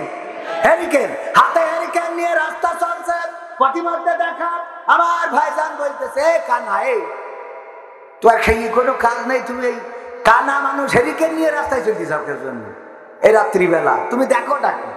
বলছে, বাবা রে, এই হেরিকেন আমি দেখার জন্য নিয়ে আসিনি, আমি তোর দেখার জন্য নিয়ে আসি, যাতে তুই আমার ঘাটে ফেলিয়ে নাছিস। কথা বলেননি যে আমি যদি হেরিকেনটা নিয়ে বেরোই, তা তুই তো আমার ঘাটে ফেলাই তুই। এই যদি হেরিকেনটা নিয়ে রাখিস, তুই অন্তত আমার দেখ, দেখি অন্তত আমার বাঁচা। বিষয়টা বোঝেননি? অন্ধের হাতে হেরিকেন দরকার আছে না নাই? এই কোরআনও তেমনি গোটা বিশ্বের মানবতার জন্য দরকার। অন্ধের জন্য দরকার, বোবার জন্য দরকার, অনাথের জন্য দরকার, অসহায়ের জন্য দরকার। কিন্তু না, এই কোরআন আমরা খুলে দেখলাম না, কোরআন পড়লাম না, কোরআন বুঝলাম না, কোরআন শিখলাম না। আমার যুবকেরা কোরআন পড়ার টাইম তো পায় না, আর মা বোনেদের কাজের কারণে এখন কোরআন পড়ার সময়টা কোথায়? আছে না নাই? আজকালকের ছেলেরা বই নিয়ে আর বসে না, গুগলে সার্চ করিয়া পড়ি। ঠিক না বেটে? একালের মেয়েরা কোরআন হাদিস ধরে না, আমার কলারুয়ার মেয়েরা, সবাই না, অনেকেই কোরআন হাদিস পড়ে না, টিকটকে ভিডিও ওরা করে। আজকালকের ছেলেরা বই নিয়ে আর বসে না, গুগলে সার্চ করিয়া পড়ি। আগের সময় প্রেম করিলে বলতো লোকে পাইছো কি, এখন বলে সব করি। দরকার নেই, আমরা সব করে যে একটু বলুক, সব তো সবাই থাকতেই পারে, তাই না? যাক, আমি সরাসরি করতে সাহস পাইনি, কারণ আমার বউ আবার এমপি এর গ্রামের লোক। আমি এই জন্যই এই সময় কিছু কইনি, যা কই আমি চুপ করে শুনি। আমি কই ক 5 বছর ক বিএনপি ক্ষমতা আসলি দেখ, ঠিক আছে না? তখন যে খেলা হবে, খেলা হবে, 5টা বছর জ্বালাচ্ছাও এমপির গ্রামের মেয়ে মিলে, 5 বছর পরে খেলা হবে, ঠিক আছে না? শোনা আমার ভাইরা, তাহলে কি বলছিলাম? আজকালকের ছেলেরা মনে আছে আগের সময় প্রেম করিলে বলতো লোকে পাইছো কি, এখন বলে সব করিয়া বাবু তুমি খাইছো কি। লজ্জা শরম নাই আইলাম কোন জামানায়, ভবিষ্যৎ দেখি অন্ধকারে। আজকালকের ছেলেরা বই নিয়ে আর বসে না, গুগলে সার্চ করিয়া পড়ে। নতুন করে হইছে চালু এ আবার কোন ট্রেন্ড, পরিচয় করাই দেখি এই আমার বয়ফ্রেন্ড। এরাম আছে না নাই? যুবকের ধরে নিয়ে বাড়ি চলে গেছে, মা বলছে আল্লাহ কার নিয়ে আইছিস সাথে করে? এই কিডাও? বলছে আল্লাহ আমার বয়ফ্রেন্ড। আল্লাহ তো আগিতে বলবে না, আমি কলার বাচ্চা দুটি আপেল কিনে আনতাম। আব্বা ভালো আছে আব্বা? আব্বা সুপার সু তোমার আব্বা ভালো আছে? বাবা আরে আমার পাখি শুনে পাখি জামাই যেন হইয়ে বসে রয়েছে। আছে না নাই? কি যে করে আরে বাবা কুতুর কুতুর, আবার বের করি দেয়। কি করে? ওর সাথে লাইন মাতি মাতি মাতি মাতি যখন বিয়ে করে না, তুই যাই হোক করি তুই পটায় পটায় নিয়ে তো কেটে ওর তাড়াতাড়ি, তোর আব্বা জানলি তো আবার খুন করি ফেলাবে। তোর আব্বা জানো শোনে না, পাটায় দিয়ে এবার কাইনতেছে আমার মেয়ে কত পরহেজগার ছিল। আল্লাহ আল্লাহ ওর আব্বা বাড়ি এর বাচ্চা কি হয়েছে? আচ্ছা কি হবে? কি পয়দা করে তুই চাও? কি পেটে ধরিলাম? তুমি কি জন্ম দিছাও? ওই মেয়ে মুখে চুনকালি লাগাইয়ে চলে গেছে। ও আল্লাহ কি ক্ষতি হইল। কান্দে না কান্দে আছে না না? নিজে বলো সব জানে, ও সব জানে, কবে স্টার্ট দিল আর কবে বন্ধ করিয়েছে সব জানে। এই যুবক গুলো তো ভালো, এই যুবকেরা তো খারাপ না, এরা তো আমার সোনার টুকরো, আমি তো নিজেই জানি। এদের ভালোর পথে, এরা হলো মাটির মতো কাদার মতো, এদের ভালোর পথে চালাইলে ভালো হয়ে চলে, খারাপের পথে চালাইলে খারাপ হয়ে চলে। এই মেয়েগুলো এদেরকে নষ্ট করেছে। বলেন ঠিক এরা পর্দা করে বোরকা পরে চলে, অথচ এটা পর্দা নাই, এটা শুধুমাত্র সে শো হিসেবে ব্যবহার করছে, এমন সংখ্যাটাই বেশি। বলেন ঠিক এরা পর্দা করছে। আমার আল্লাহ বললেন ওয়াকরনা ফি বুয়ুতিকুন্না ওয়ালা তাবাররাজনা তাবাররুজাল জাহিলিয়াতিল উলা, ওগো নারীরা পর্দার মধ্যে থাকো, জাহিলি যুগের মেয়েদের মতো বেপর্দা হয়ে নিজেদেরকে সেজেগুজে প্রদর্শন করে বেড়ায়ও না। আর এই নারীগুলো করে কি? সারা বছর পর্দা, 14 ফেব্রুয়ারি আসলি ওর সাজগোজ দেখলি শয়তানেরই মাথা খারাপ হয়ে যায়। মানুষ আর কি শয়তানি কয়ে কোণে আসলা, এত বেকায়দা অবস্থা। নমরুদ যখন চড়ক গাছে ইব্রাহিম আলাইহিসসালামকে তুলে ফেলাচ্ছিল, তখন ফেরেশতারা আটকে রেখেছিল এই ফেরেশতাদের তাড়ানোর জন্য, যে নর্তকীদের বলিলাম উলঙ্গ হয়ে ড্যান্স দিয়া, তাইলে ফেরেশতারা চলে যাবে। এ তো তাদের থেকেও খারাপ। কথা কি বোঝা গেছে? এই যুবকগুলো নষ্ট করতেছে বিভিন্ন জায়গায় মেসেঞ্জারে হাই, ও কয় হাই মানে কি? ডবল হাই। এই ডবল হাই, এই হাই সেই হাই করে কয়দিন পরে হাই হাই, কয়দিন পরে কি এই যুবক বিষ তেল খাবে। কি হয়েছে? তাও সে ভানাচি চলে গেছে, ও সে ভানাচি আরেক জায়গায় নিয়ে নিয়ে গেছে। এই যুবকগুলো নষ্ট। যুবকেরা ফাঁদে পা দিও না, ফাঁদে পা দিও না। ফাঁদে পা দিলে ক্ষতি আছে না নাই? সেই ক্ষতি থেকে যদি বাঁচতে হয় আমার রাসূলের আদর্শের কাছে আসতে হবে, কোরআনের আদর্শের কাছে আসতে হবে।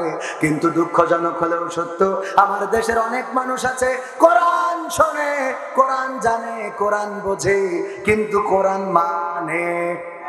কোরআন পড়তে ভালো লাগে, কোরআন শুনতে ভালো লাগে, কোরআন জানতে ভালো লাগে, কোরআন মানতে ভালো লাগে না। কথা কয় না? কোরআন পড়তে ভালো লাগে, কোরআন শুনতে ভালো লাগে, কোরআন জানতে ভালো লাগে, কোরআন মানতে ভালো লাগে না। নামাজেতে পড়লে কোরআন মনটা শীতল হয়, কারির তেলাওয়াত শুনিলে প্রাণ জুড়িয়ে যায়। ঠিক না বেঠে? নামাজেতে পড়লে কোরআন মনটা শীতল হয়, কারির তেলাওয়াত শুনিলে প্রাণ জুড়িয়ে যায়, সেই কোরআনের ব্যাখ্যা দিলে কলিজাতে আগুন জ্বলে, সেই কোরআনের ব্যাখ্যা দিলে অন্তরেতে আগুন জ্বলে, বিরোধিতাও চলে কেন তা জানি না। কোরআন পড়তে ভালো লাগে, কোরআন শুনতে ভালো লাগে, কোরআন জানতে ভালো লাগে, কোরআন মানতে ভালো লাগে।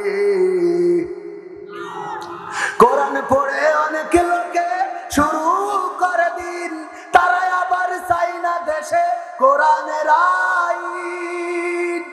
কোরআন পড়ে কত লোকে শুরু করে দিন, তারা আবার চাই না দেশে কোরআনের আইন। এটা যে কেমন নীতি, তাই তো এ দুর্গতি, করছে মোদের ক্ষতি কেন তা বুঝি না। কোরআন পড়তে ভালো লাগে, কোরআন শুনতে ভালো লাগে, কোরআন জানতে ভালো লাগে, কোরআন মানতে ভালো লাগে। কোরআন বুকে চুমু খাওয়ার লোকের নাই অভাব, সেই কোরআনের বিরোধিতা এটা কোন স্বভাব। কোরআন বুকে চুমু খাওয়ার লোকের নাই অভাব, সেই কোরআনের বিরোধিতা এটা কোন স্বভাব।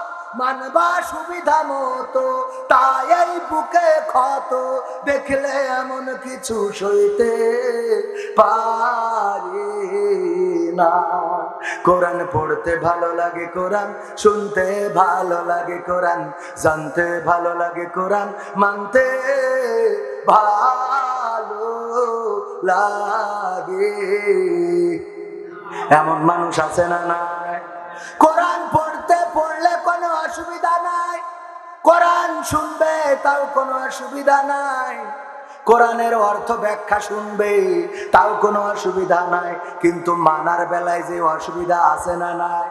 কোরআন মানবে না, কোরআন অনুযায়ী দিন কায়েম করবে না, অথচ আমার আল্লাহ কোরআন কায়েমের সংগ্রাম করার জন্য তাগিদ করেছেন।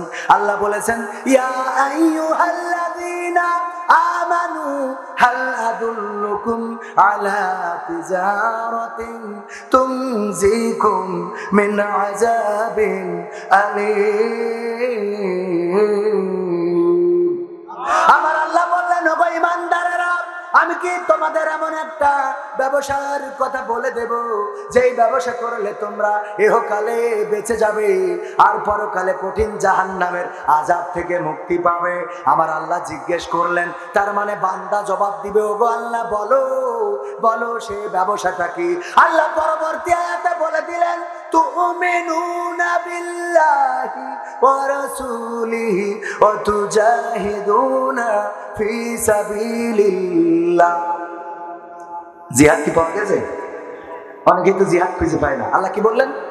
তুমিনুনা বিল্লাহি ওয়া রাসূলিহি ওয়া তুজাহিদুনা ফি সাবিলিল্লাহ।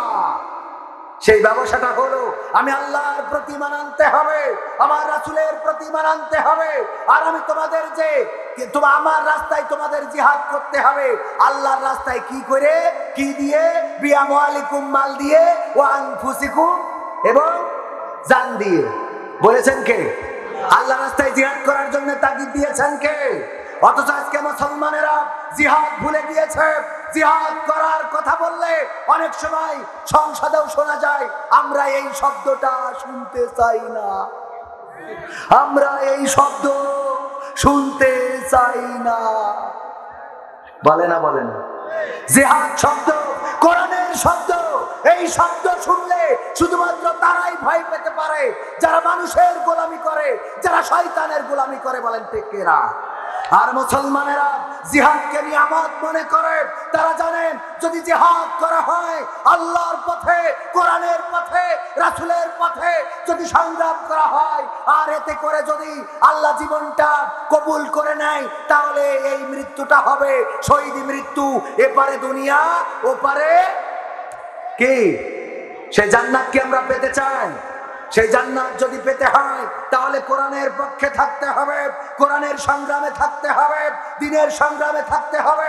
আল কোরআন কায়েমের জন্য যদি ডাক আসে, দল মত নির্বিশেষে কোরআনের পতাকা তলে এসে কোরআন কায়েমের জন্য মিছিলে অংশগ্রহণ করে বুকের তাজা রক্ত যদি ঢেলে দিতে হয়, রক্ত ঢেলে দিয়ে সেই রক্তের সাগরে সাঁতার কেটে কেটে একটি রক্তাক্ত বিপ্লবী কালেমার পতাকা বাংলার জমিনে উড়াবো। কারা কারা এই শপথে উজ্জীবিত হাত দেখাতে হবে।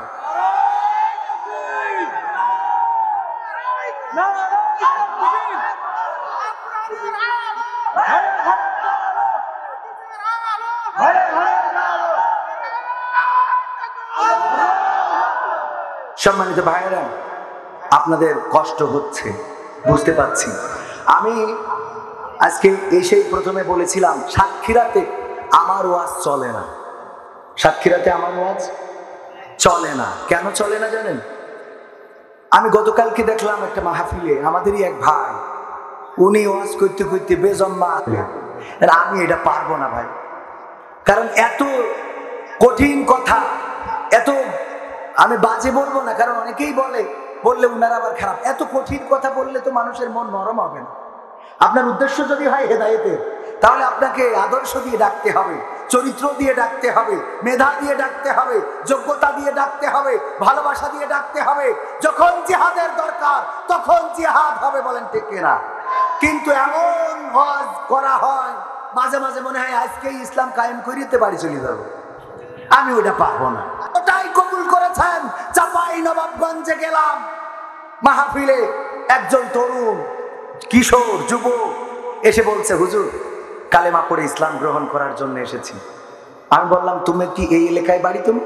বললো হ্যাঁ। সাথে যারা রয়েছে? বললো আমাদেরই প্রতিবেশী। আমি বললাম, আমাকে কি চেনো? বললো হ্যাঁ, আপনার ভিডিও আমি ইউটিউবে দেখেছি, সরাসরি কখনো দেখিনি। নিয়ত আপনার হাতে হাত রেখে কালেমা পড়ে মুসলমান হয়ে যাব। এই হিন্দুটা কালেমা পড়ে মুসলমান হয়ে গেল। শুধু তাই নয়, সেখান থেকে খবর এলো পরের দিন এই হিন্দু ছেলেটার মা কোর্টে গিয়েছে কেস করার জন্য, যে মুসলমানেরা আমার সন্তানকে মুসলমান বানিয়েছে, তারা আমার সন্তানকে গুম করে রেখেছে, তারা আমার সন্তানকে গুম করে তাদের ধর্মে দীক্ষিত করেছে। একদিকে উকিলের কাছে আলোচনা করছে তার মা যে আমার ছেলের নামে কেস করব, আমি কিছু আলেম ওলামার নামে কেস করব, এই ইউনিয়নের চেয়ারম্যানের নামে কেস করব, ওই মাহফিলের কমিটির নামে কেস করব।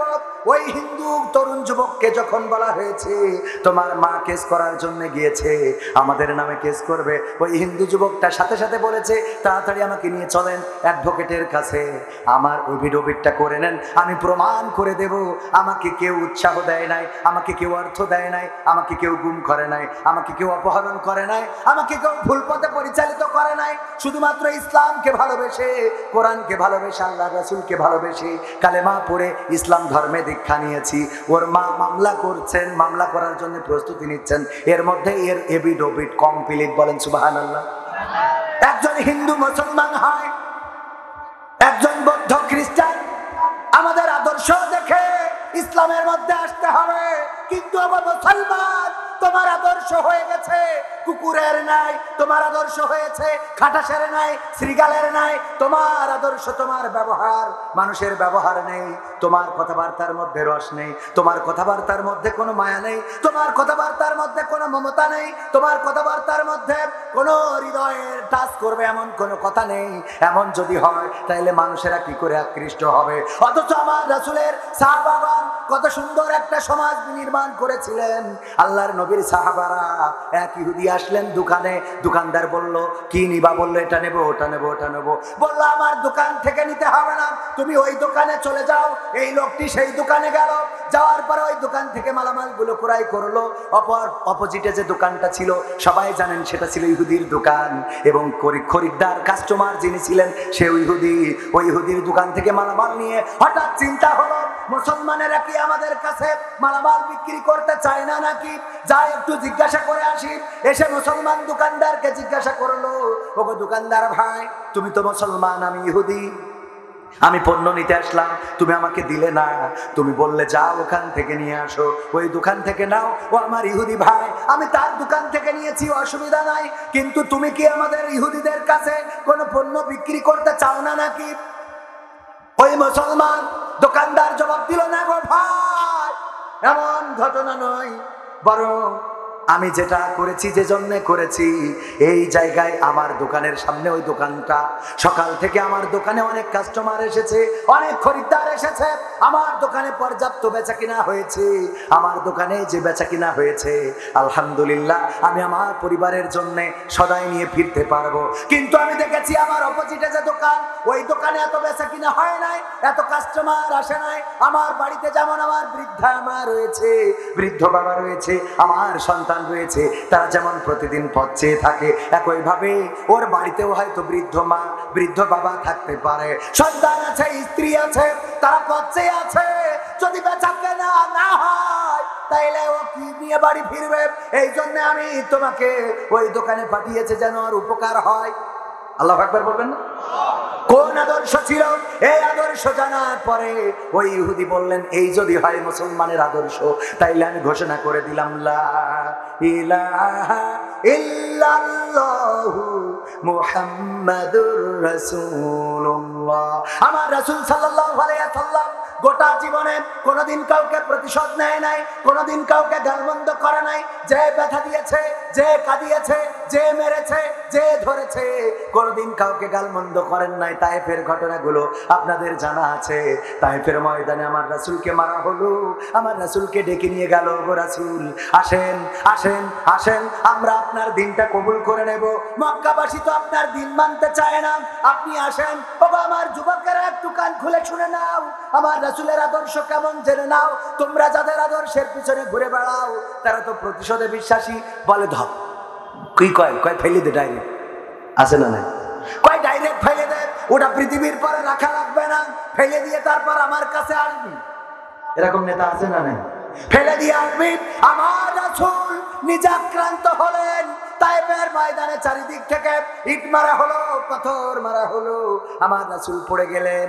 কাফেরেরা আবার এসে সোজা করে আবার সামনের দিকে ঠেলে দিলেন, আবার পাথর মারা শুরু করলো, আবার পড়ে গেলেন, আবার সোজা করে সামনের দিকে ধাক্কা দিলেন।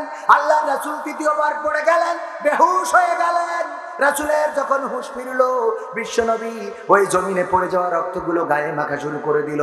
সাথে ছিল পালক পুত্র জায়েদ। পালক পুত্র জায়েদ বলল, গো বিশ্বনবী, ওগো আমার পিতা, আপনি যে রক্তগুলো গায়ে মাখছেন, এই রক্তগুলো তো আপনার শরীরে প্রবেশ করবে না, কেন রক্তগুলো গায়ে মাখছেন? আল্লাহর নবী বললেন, ওগো জায়েদ, আখেরি জামানার পয়গম্বর নবী মুহাম্মাদের পরে যে পাথরের হামলা হলো, পাথর বৃষ্টি হলো, রক্ত ঝরে গেল, এই রক্তগুলো জমিনে পড়েছে। এই জমিনে রক্ত পড়া দেখে যদি আমার আল্লাহ এই তায়েফের উপরে কোনো গজব দিয়ে দেয়, এই তায়েফকে যদি ধ্বংস করে দেয়, তাইলে আমি কাদের কাছে যাব দাওয়াত নিয়ে? কাদেরকে শোনাবো? পড়ে না, লা ইলাহা ইল্লাল্লাহু মুহাম্মাদুর রাসূলুল্লাহ। সবাই জোরে সোরে পড়েন, লা ইলাহা ইল্লাল্লাহ, লা ইলাহা ইল্লাল্লাহ, লা ইলাহা ইল্লাল্লাহু মুহাম্মাদুর রাসূলুল্লাহ। ওগো মুসলমান, তায়েফের এই ঘটনা সবার জানা। বিশ্বনবী সেখানে প্রতিশোধ নিতে চায় নাই। ফেরেশতারা এসে যখন জানিয়েছে, ওগো রাসূল যদি অনুমতি দেন, এই দুই পাশে পাহাড় দাঁড়ানো, এটা দিয়ে তায়েফ ধ্বংস করে দেব। আল্লাহর রাসূল অনুমতি দেয় নাই। এই জমিনেও ইসলামকে ভালোবাসে। কয়দিন আগে ঢাকা বিজ্ঞান কলেজের ছাত্র, কোন কলেজে? ঢাকা বিজ্ঞান কলেজের একজন ছাত্র হিন্দু থেকে মুসলমান হয়েছে, নাম ছিল সাইদ আব্দুল্লাহ। কি নাম? সাইদ আব্দুল্লাহ। এই সাইদ আব্দুল্লাহ মুসলমান হওয়ার কারণে পিতামাতা সকল সম্পদ থেকে, বাড়ি থেকে, ঘর থেকে বহিষ্কার করেছে। শুধুমাত্র বহিষ্কার করে নাই, ওই সন্তানকে পরিচয় দেয় না। এই সাইদ আব্দুল্লাহ ঢাকা বিজ্ঞান কলেজের ছাত্র। এই মাত্র সপ্তাহখানিক হয়ে গেল, ট্রেন রোডে টাকা কাটা পড়ে মরে গেছে। ট্রেন রোডে হাঁটতে যে হঠাৎ করে ফোনে কথা বলতে বলতে চলছিল, ট্রেন এসেছে খেয়াল করে নাই, ধাক্কা লেগে কাটা পড়ে মারা গেল। হাসপাতালের মর্গে লাশটা ছিল, আপনজন ছাড়া লাশ দিবে না হাসপাতালে। হাসপাতাল কর্তৃপক্ষ। এই জন্য ওই লাশটা মর্গে পড়ে আছে। তার মাকে জানানো হলো, বাবাকে জানানো হলো যে একটু চলেন, লাশটা নিয়ে দেবেন, আমরা জানাজা করব, আমরা কাফন পরাবো, দাফন করব। কিন্তু না, ওই আব্দুল্লাহ সাইদ হিন্দু থাকাকালীন সময়ে ওই আব্দুল্লাহ সাইদ কি করলো? ওই আব্দুল্লাহ সাইদ হিন্দু থেকে মুসলমান হওয়ার কারণে ওর মা বাবা ওই সন্তানের মুখটাও দেখতে চাইলো না, ওই সন্তানের লাশটাও নিতে চাইলো তো না, এনেও দিল না। তখন পুলিশের সাথে, প্রশাসনের সাথে সমঝোতা করে ও তারই বন্ধু বান্ধব লাশটা নিয়ে এসেছে, জানাজা পড়েছে, দাফন করেছে, কাফন পরাইছে, দাফন করেছে। ওগো আমার ভাইয়েরা, এখনো অসংখ্য বিধর্মী ইসলামের পক্ষে এসে, কোরআনের পক্ষে সুন্দর সুন্দর কাজ করে যান, নিজেরা জান্নাতের জন্য নিজেদেরকে উজাড় করে দেন। কিন্তু মুসলমানেরা আছে, আর যাই হোক এই বলতে হবে, তাই বলতে হবে, ধরতে হবে, মারতে হবে, কাটতে হবে, এই না হলে হবে না। কথা কয় না? এটা কি আসলে কোরআনের শিক্ষা নাকি? কোরআনে যেমন জিহাদের কথা বলা হয়েছে, তেমন হিকমতের কথা বলা হয়েছে, না হয় নাই? কোরআনে যেমন দুনিয়ার আইনের কথা বলা হয়েছে, তেমনি আখিরাতের কথা বলা হয়েছে। অনেকেই তাবলীগ জামাতের বিশ্ব ইজতেমাকে উপহাস করে বলে, বিশ্ব ইজতেমায় দুনিয়ার নিচের কথা আলোচনা হচ্ছে আর আসমানের উপরের কথা আলোচনা হচ্ছে। এটা বলে যারা তাবলীগ জামাতের এই খেদমতকে উপহাস করেন, আমি বলতে চাই, ওগো আমার ভাইরা, উপহাস করবেন না, উপহাস করবেন না। তাবলীগ জামাত দুনিয়ার জমিনের নিচের কথা যদি বলে, সেই কথা কোরআনে আছে না নাই? কথা কয় না? জমিনের নিচের কথা কোরআনে আছে না নাই? আর আসমানের উপরের কথা কোরআনে আছে না নাই? আসমানের উপরের কথা, জমিনের নিচের কথা তাবলীগ জামাত বলছে, আলহামদুলিল্লাহ। আর আমরা মধ্যিখানের কথা বললি তো কাজ আগেই থাকলো। কথা কয় না? একজন ডানির দিক থেকে চষেছে, আর একজন বাম দিক থেকে চষেছে, তাহলে বাকি থাকলো মাঝখান, ঠিক না? তাহলে আমি মাঝখানটা চষে দিলেই তো হয়ে যায়। উপহাস করার কোনো দরকার আছে নাকি? উপহাস করা যাবে? মুসলমান ঐক্যবদ্ধ হতে হবে। মুসলমান ঐক্যবদ্ধ যদি না হতে পারেন, মুসলমান যদি একত্রিত না হতে পারেন, আলেমে আলেমে যদি বিভেদ চলে, মাওলানায় যদি বিভেদ চলে, মুসলমানে যদি দ্বন্দ্ব চলে, তাহলে এই বাংলার জমিনে কোনোদিনও কশ্চিৎকালেও শান্তি আসবে? শান্তি আনতে হলে মুসলমান একটু দায়িত্বশীল হওয়ার দরকার আছে না নাই? কিন্তু আমাদের অবস্থা হলো, এই যে দেখেন, এতক্ষণ ধরে কথা বলছি, খুটখাট করে। আমি আগেই বলেছি, সাতক্ষীরায় আমার ওয়াজ চলে না। এই জন্য এই বছর আমি নিজে সজ্ঞানে স্বেচ্ছায় সাতক্ষীরায় কোনো দাওয়াত নিই নাই, চাপে পড়ে থাক। এই যে দাওয়াত এখানে, তাও আমার কোনো এক মাধ্যমে নিয়েছে। আমি সাতক্ষীরায় ওয়াজ করা ছেড়েই দিছি, কারণ এখানে খুব উর্বর ভূমি, এদের ওয়াজ শুনাইনো লাগে না। এরা এমনিতেই আল্লাহর ওলি, সব বেহেশতের বান্দা। যারা চলে গেল, দেখেন আপনি কথা, আমি কি কোরআন হাদিসের বাইরে আমার বাবার কথা বলেছি একটাও? আমি জানি যে আপনাদের ভালো লাগে না, কারণ ধর মার কাঠ, গাছ কেটে রাস্তায় ফেলে তো সব এই কর তাই কর, এই ছাড়া তো আপনাদের আমি বুঝতে পারবো না। এই জন্য চেয়ারম্যান মনে হয় এত দুঃখের কথা কয়ে গেল। হক কথা আমরাও কম বলি না, কিন্তু হক কথার অর্থই নাই যে মানুষদেরকে দূরে ঠেলে দিতে হবে। হক কথা বলে মানুষকে কাছেও টানার দরকার আছে না নাই? কাছে টানে, মানুষদেরকে সত্যের পথে নিয়ে আসেন, দিনের পথে নিয়ে আসেন। কিছুক্ষণ আগে একজন বলছে, ভাই আমাদের ওখানে সলিড অমুক দলের লোক, আমরা খুব নির্যাতিত, দাওয়াতটা দেন। আমি বললাম, ওখানে ওয়াজ শোনাই তো লাভ নেই, আপনারা তো সলিডই আছেন, বরং যেখানে আওয়ামী লীগ বেশি সেখানে নিয়ে যান, আমার সেই জায়গায় যে ওয়াজ শোনায়। তাদেরকে যারা কোরআনের পথে নেই, তাদের কোরআনের পথে ডাকে। যেখানে আছে সেখানে তো টাকার দরকার নেই। কথা ঠিক আছে কিনা শোনা? কথা কি খারাপ লাগলো ভাই? লাগলেও কিছু করার নেই, কারণ নিজের পক্ষে গেলে তো খারাপ লাগবে। আমার বিপক্ষে আমি প্রথমেই বলে দিছি যে আমার যারা এনেছেন তারা আলেম হিসেবে আনেননি, মাওলানা হিসেবে আনেননি, মুফতি হিসেবে আনেননি, কারি হিসেবে আনেননি, ভাইরাল হিসেবে এনেছেন। কি হিসেবে? ভাইরাল হিসেবে। সুতরাং আমার থেকে ওই আপনারা যে কাঙ্ক্ষিত শব্দগুলো চাচ্ছেন, ওগুলো যারা চেয়েছে উঠে গেছে, আপনারা না। যারা বসে রয়েছেন তারা তো ভালো, আপনাদের কাছে ভালো লেগেছে বলেই বসেছেন। এখানে দাঁড়ানো অনেক যুবক দাঁড়াই আছে, এখনো যায় নাই, ওদের কাছে ভালো লেগেছে বলে দাঁড়িয়ে আছে। মা বোনেরা আছে পর্দার অন্তরালে, মা বোনদের জন্য দু একটা কথা বলার দরকার আছে না নাই? কিন্তু বলবো কি, মা বোনদের বললেও তো শোনে না, বলি একরকম করে আর একটা করি আর একটা করি বসে থাকে, ওয়াজ শুনে যায় একরকম, যে আমল করে আর। মা বোনেরা আমার, পর্দা করে চলতে হবে। অনুরোধ জানিয়েছে প্রবাসীদের নিয়ে একটি গজল গাইতে হবে, অন্তত এই গজলটা আগে শুনিয়ে নি, নাই পরে নেটওয়ার্ক না থাকলে সমস্যা, ঠিক কিনা? নেটওয়ার্ক বোঝেন তো আপনারা? হ্যাঁ, পরে দেখা যায় যে আপনারাও যদি চলে যান তাহলে আমি তো শেষ, নেটওয়ার্ক সব শেষ, আমিও শেষ। আমার বাংলাদেশের প্রবাসীদের গল্প বলি শোনো। এটাই একেবারে প্রবাসীদের জীবনের সব কথাগুলো বলে দিয়েছি। যাদের সন্তান আপনজন প্রবাসে আছে, যার বাবা প্রবাসে আছে, যার ভাই প্রবাসে আছে, তারা ভালো করে বুঝতে পারবেন যে এই গানগুলোই তাদের জীবনের যে কথাগুলো বলেছি, বুঝতে পারবেন আপনার বাবা ভাই আপনার আপনজন প্রবাসে কত কষ্ট করে। শোনাই শোনাই, আমার বাংলাদেশের প্রবাসীদের গল্প বলি শোনো। এ গল্প তো কল্পনা নয়, তোমরা কি তা জানো? ও ভাই, এ গল্প তো কল্পনা নয়, তোমরা কি তা জানো? আমার বাংলাদেশের প্রবাসীদের গল্প বলি শোনো। পল্লী গায়ের দুরন্ত ছেলে বাপে ডাকে খোকা, হঠাৎ করে ঢুকলো মাথায় বিদেশ যাওয়ার পোকা। রোগে শোকে ক্লান্ত পিতা খাতার নাই উপায়, বেকার ছেলের এমন কথায় বাবা দিল সাই। ক্ষেতের জমি হালের গরু বিক্রয় করে দিয়ে বাকি টাকা করলো পুরো মায়ের গহনা নিয়ে। অনেক আশা বুকে বেঁধে ছাড়লো যখন বাড়ি, সে যে কি বেদনা বিদুর ছিড়ল যেন নারী। মায়ে কান্দে ভাইয়ে কান্দে, কান্দে আপন জন, চোখের জলে বুক ভেসে যায়, শব্দ করে মন। এমন মানুষ কোন সে জানা, এমন মানুষ কোন সে জানা, তোমরা কি তা জানো?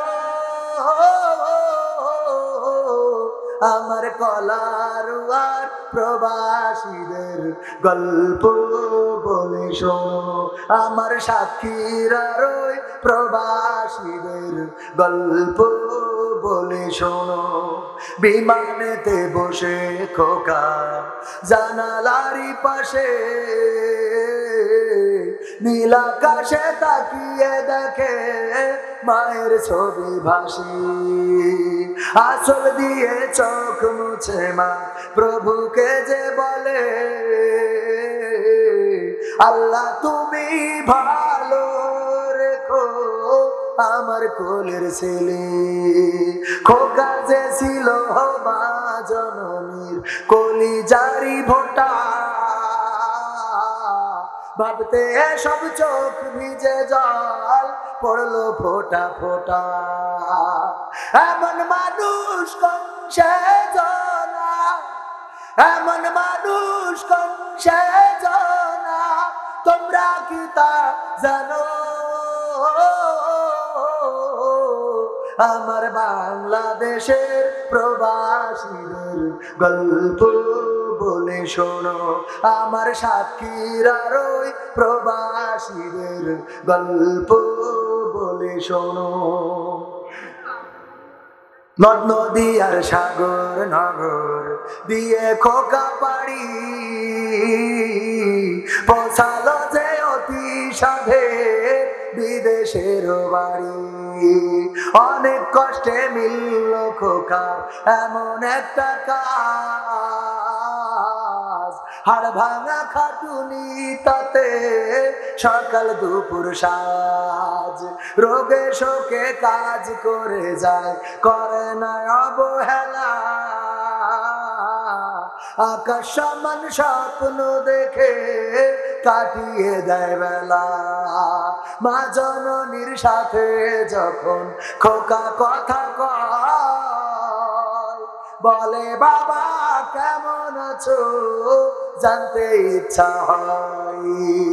মাগো আমি ভালো আছি, মাগো আমি ভালো আছি, দুঃখ নেই তো কোনো। আমার বাংলাদেশের প্রবাসীদের গল্প বলে শোনো, আমার কলার আর প্রবাসীদের গল্প বলে শোনো। হঠাৎ করে বাবা বলে টাকার যে দরকার, তোর মায়েরই বড় অসুখ, দেখাবো ডাক্তার। চিন্তায় আমার বাড়ছে আবার তোর বোনেরই নিয়ে, দিনে দিনে হচ্ছে বড়, দিতে হবে বিয়ে। তোর ভাইয়েরই লেখা পড়ার খরচ বেড়ে গেছে, দরকার এখন অনেক টাকার, তোর কাছে কি আছে? পাইনি বেতন এখনো খোকা, পকেটটা যে ফাঁকা, তবুও বলে ভেব না বাবা, দেব আমি টাকা। এমন মানুষ কোন সেজনা, এমন মানুষ কোন সেজনা, তোমরা কি তা জানো? আমার বাংলাদেশের প্রবাসীদের গল্প বলে শোনো, আমার কলার আর প্রবাসীদের গল্প বলে শোনো। দিন মাস গুনে খোকা এখন পৌঁছালো বছরে, করতে হয় কাজ এখন যে তার 10 তলার উপরে। হঠাৎ করে কি হতে কি যেন হয়ে গেল, 10 তলারই উপর থেকে খোকা পড়ে গেল। আকাশ সমান স্বপ্নগুলো আকাশে গেল উড়ে, দেহ থেকে প্রাণ পাখিটা গেল যে ভাই ছেড়ে। বন্ধুরা যে এসে দেখে রক্তে তরতার, নিথর দেহ পড়ে আছে জমিনের উপর। এমন মানুষ কোন সেজনা, এমন মানুষ কোন সেজনা, তোমরা কি তা জানো?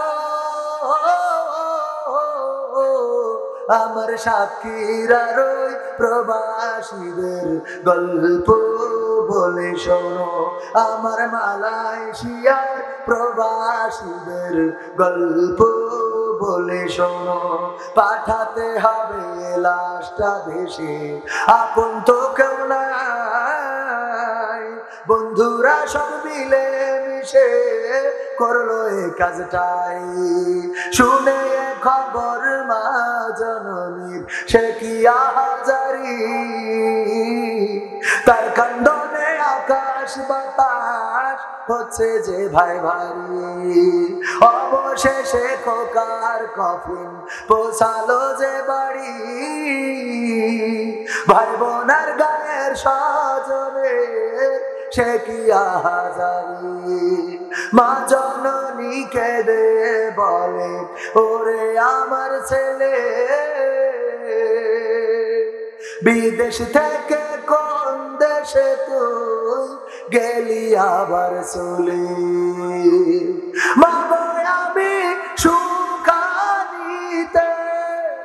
মাগো আমি সুখ কিনিতে জীবন দিছি জানো।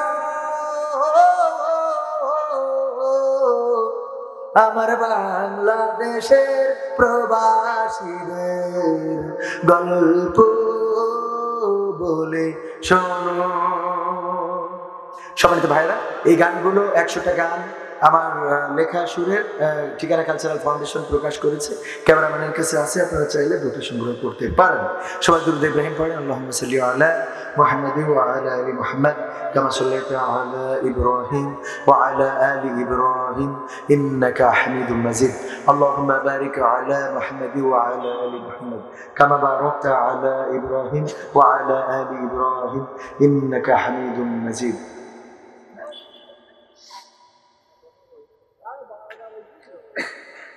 জি অবশ্যই শীতের যে প্রকোপ প্রচন্ড শীত সেই শীতকে উপেক্ষা করে আসলে বসা প্যান্ডেল গুলো ওই যে আমরা বিভিন্ন জায়গায় যে মাহফিল করি আমরা দেখি যে চারিদিক থেকে গতকালকেও বগুড়ায় চারিদিক থেকে এটা দিয়ে একটা পর্দা একটা দরজা রাখা হয় এরকম যদি করা যায় তাহলে বেশি সুবিধা হয় হ্যাঁ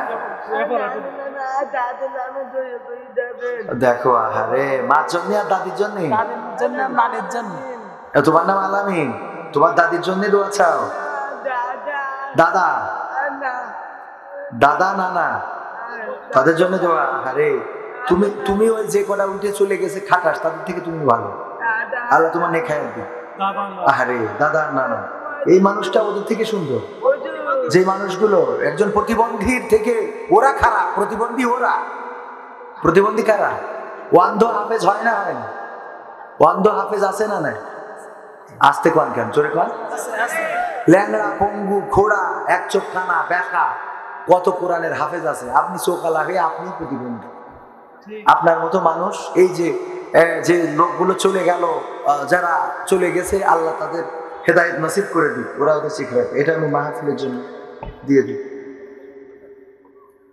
আলহামদুলিল্লাহি রাব্বিল আলামিন রব্বানা যালামনা أنفسنا وإن لم تغفر لنا وترحمنا لنكونن من الخاسرين ربنا آتنا في الدنيا حسنة وفي الآخرة حسنة وقنا عذاب النار আল্লাহ গভীর রাত শীতকে উপেক্ষা করে তোমার বান্দারা এখনো পর্যন্ত যারা বসে রয়েছে আল্লাহ তুমি দয়া করে সকলকে তোমার শাহী দরবারে কবুল করে নাও আল্লাহ তুমি দয়া করে সকলে দাও আল্লাহ জীবনে কত গুনাহ করলাম জেনে গুনাহ করলাম না জেনে গুনাহ করলাম বুঝে গুনাহ করলাম না বুঝে গুনাহ করলাম গো এমন অনেক গুনাহ আছে যেই গুনার খবর যদি মা জানতো ভাত রান্না করে খাওয়াতো না যদি বাবা জানতো বাড়িতে জায়গা দিত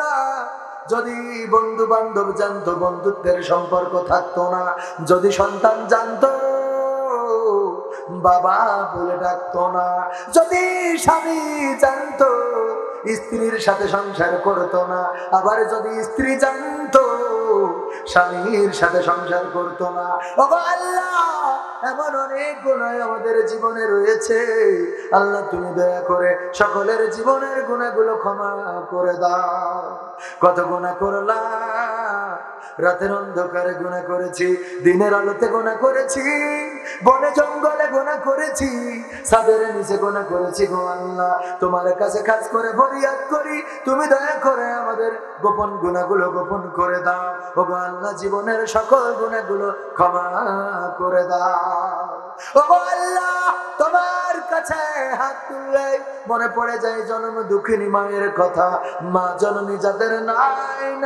রে আল্লাহ তুমি দয়া করে ওই মায়ের কবরকে জান্নাতের বাগান বানাইয়া দাও যাদের বাবা নাই কত কষ্ট করেছে মানুষের মতো মানুষ বানানোর জন্য সন্তানকে প্রতিষ্ঠিত করার জন্য কত কষ্ট করে গেল আল্লাহ তুমি দয়া করে যাদের বাবা চিরজন্মের মতো বিদায় নিয়ে অন্ধকার কবরে চলে গেছে রে আল্লাহ বাবার কবরকে জান্নাতের বাগান বানাও ওগো আল্লাহ তোমার এক বান্দা চাহিদা সম্পন্ন মানুষ গো আল্লাহ প্রতিবন্ধী সে না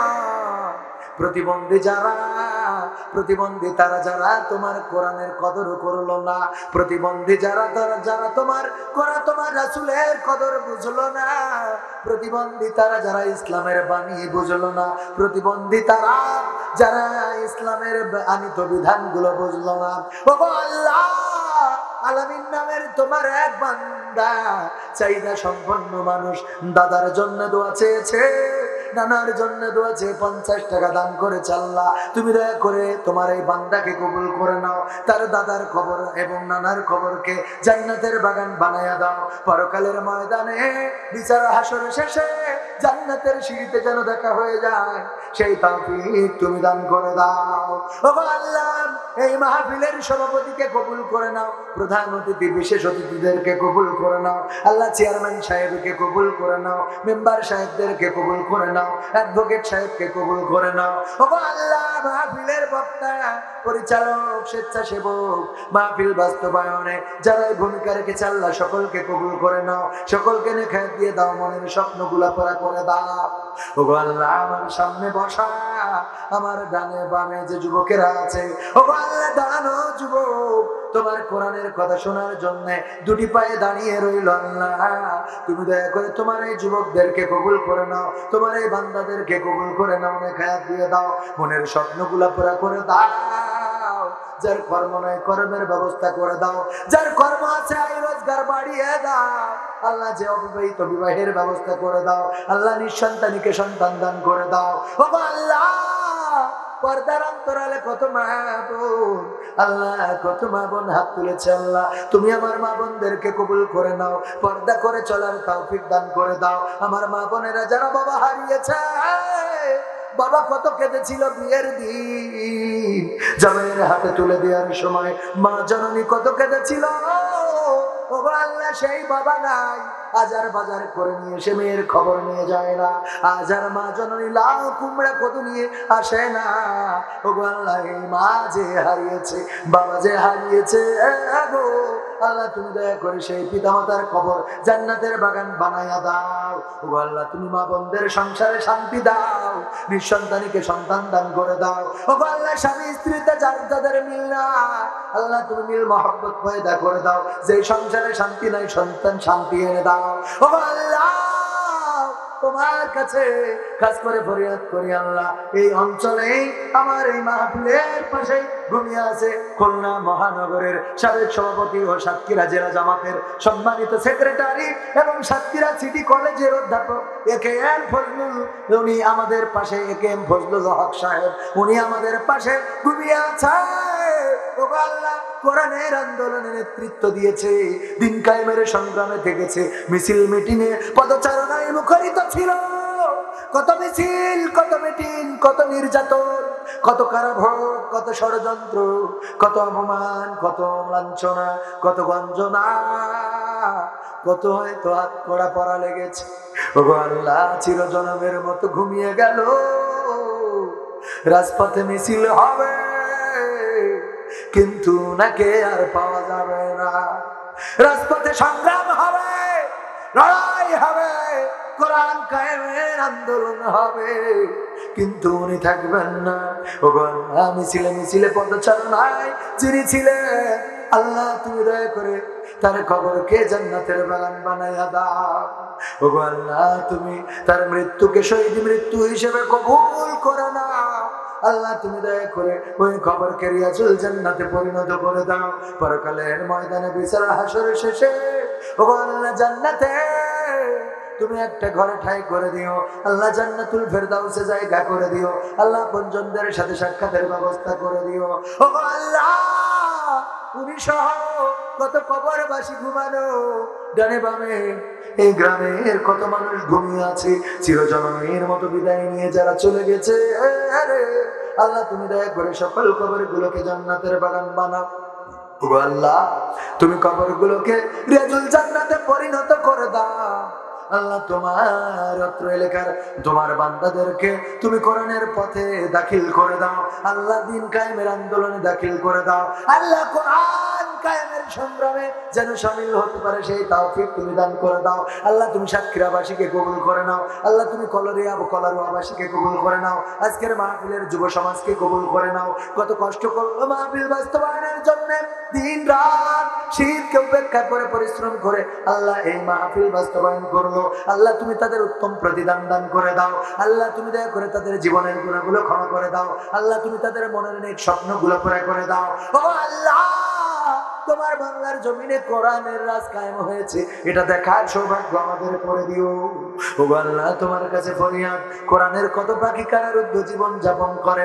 কাজী ইব্রাহিম তো ছাড়া পাইলো, অথচ তোমার কোরআনের আরো কত পাখি এই শীতের রাতে কারারুদ্ধ জীবন যাপন করে। আল্লাহ, আমার আমির হামজা ভাই কত কষ্ট করে, মামুনুল হক কত কষ্ট করে, ও আল্লাহ আল্লামা কত কষ্ট করে। তোমার কাছে কাজ করে ফরিয়াদ করি আল্লাহ, কোরআনের পক্ষে যারা কথা বলে তুমি তাদের মুক্তির ব্যবস্থা করে দাও। ও আল্লাহ, তুমি দয়া করে আমার আমিজানুর রহমান আজহারী ভাইকে দেশের বুকে ফিরিয়ে এনে দাও। আবার যেন মানুষেরা কোরআনের কথা শুনতে পারে সেই তৌফিক দান করে দাও। ও আল্লাহ, তোমার কাছে আখেরি ফরিয়াদ, যেদিন মালাকুল মাউত আসবে জানটা নিয়ে উড়াল দেবে, পাশে বসে আপনজনেরা কাঁদবে, কারো কান্না কানে পৌঁছাবে না। মসজিদের ধুলা মলিন খাটিয়াটা বাড়িতে চলে আসবে। কোন দোকানের কাফনের কাপড় রেডি হয়ে আছে জানি না, কাফনের কাপড়টা বাড়িতে চলে আসবে। বড়ই পাতার গরম জলে গোসল করাবে, কাফন পরাবে, জানাজা পড়াবে, কবরের দিকে নিয়ে যাবে। সন্তান কাঁদবে, মা কাঁদবে, ভাই কাঁদবে, স্ত্রী কাঁদবে, কারো কান্না শুনবো না। চিরজন্মের মতো বিদায় নিয়ে চলে যাব, কবরে নামাবে, বাঁশ গেড়ে দেবে। আমাদের আপনজনেরা মাটির মুঠায় মাটি নিয়ে পড়বে, মিনহা খলাকনাকুম ওয়া ফিহা নুঈদুকুম ওয়া মিনহা নুখরিজুকুম তারাতান উখরা। পড়ে কবরে মাটি ছুঁড়ে দেবে, ওই যে কবরে রেখে আসবে, আর কেউ কোনো খবর নেবে না। ওগো আল্লাহ, তোমার কাছে খাস করে ফরিয়াদ করি, ওই কবরের বাসিন্দা তো হওয়াই লাগবে। মৃত্যু যখন দিবাই গো আল্লাহ, শাহাদাতের মৃত্যুটা নসিবে যায়, নসিবে জারি করে দিও। ওগো আল্লাহ, শাহাদাতের মৃত্যু যেন পাই সেই তৌফিক তুমি দিয়ে দিও। ওগো আল্লাহ, মরণকালে তুমি সিজদায় রেখে দিও, আর জবানে জারি করে দিও আখেরি কালেমা লা ইলাহা ইল্লাল্লাহু মুহাম্মাদুর রাসূলুল্লাহ।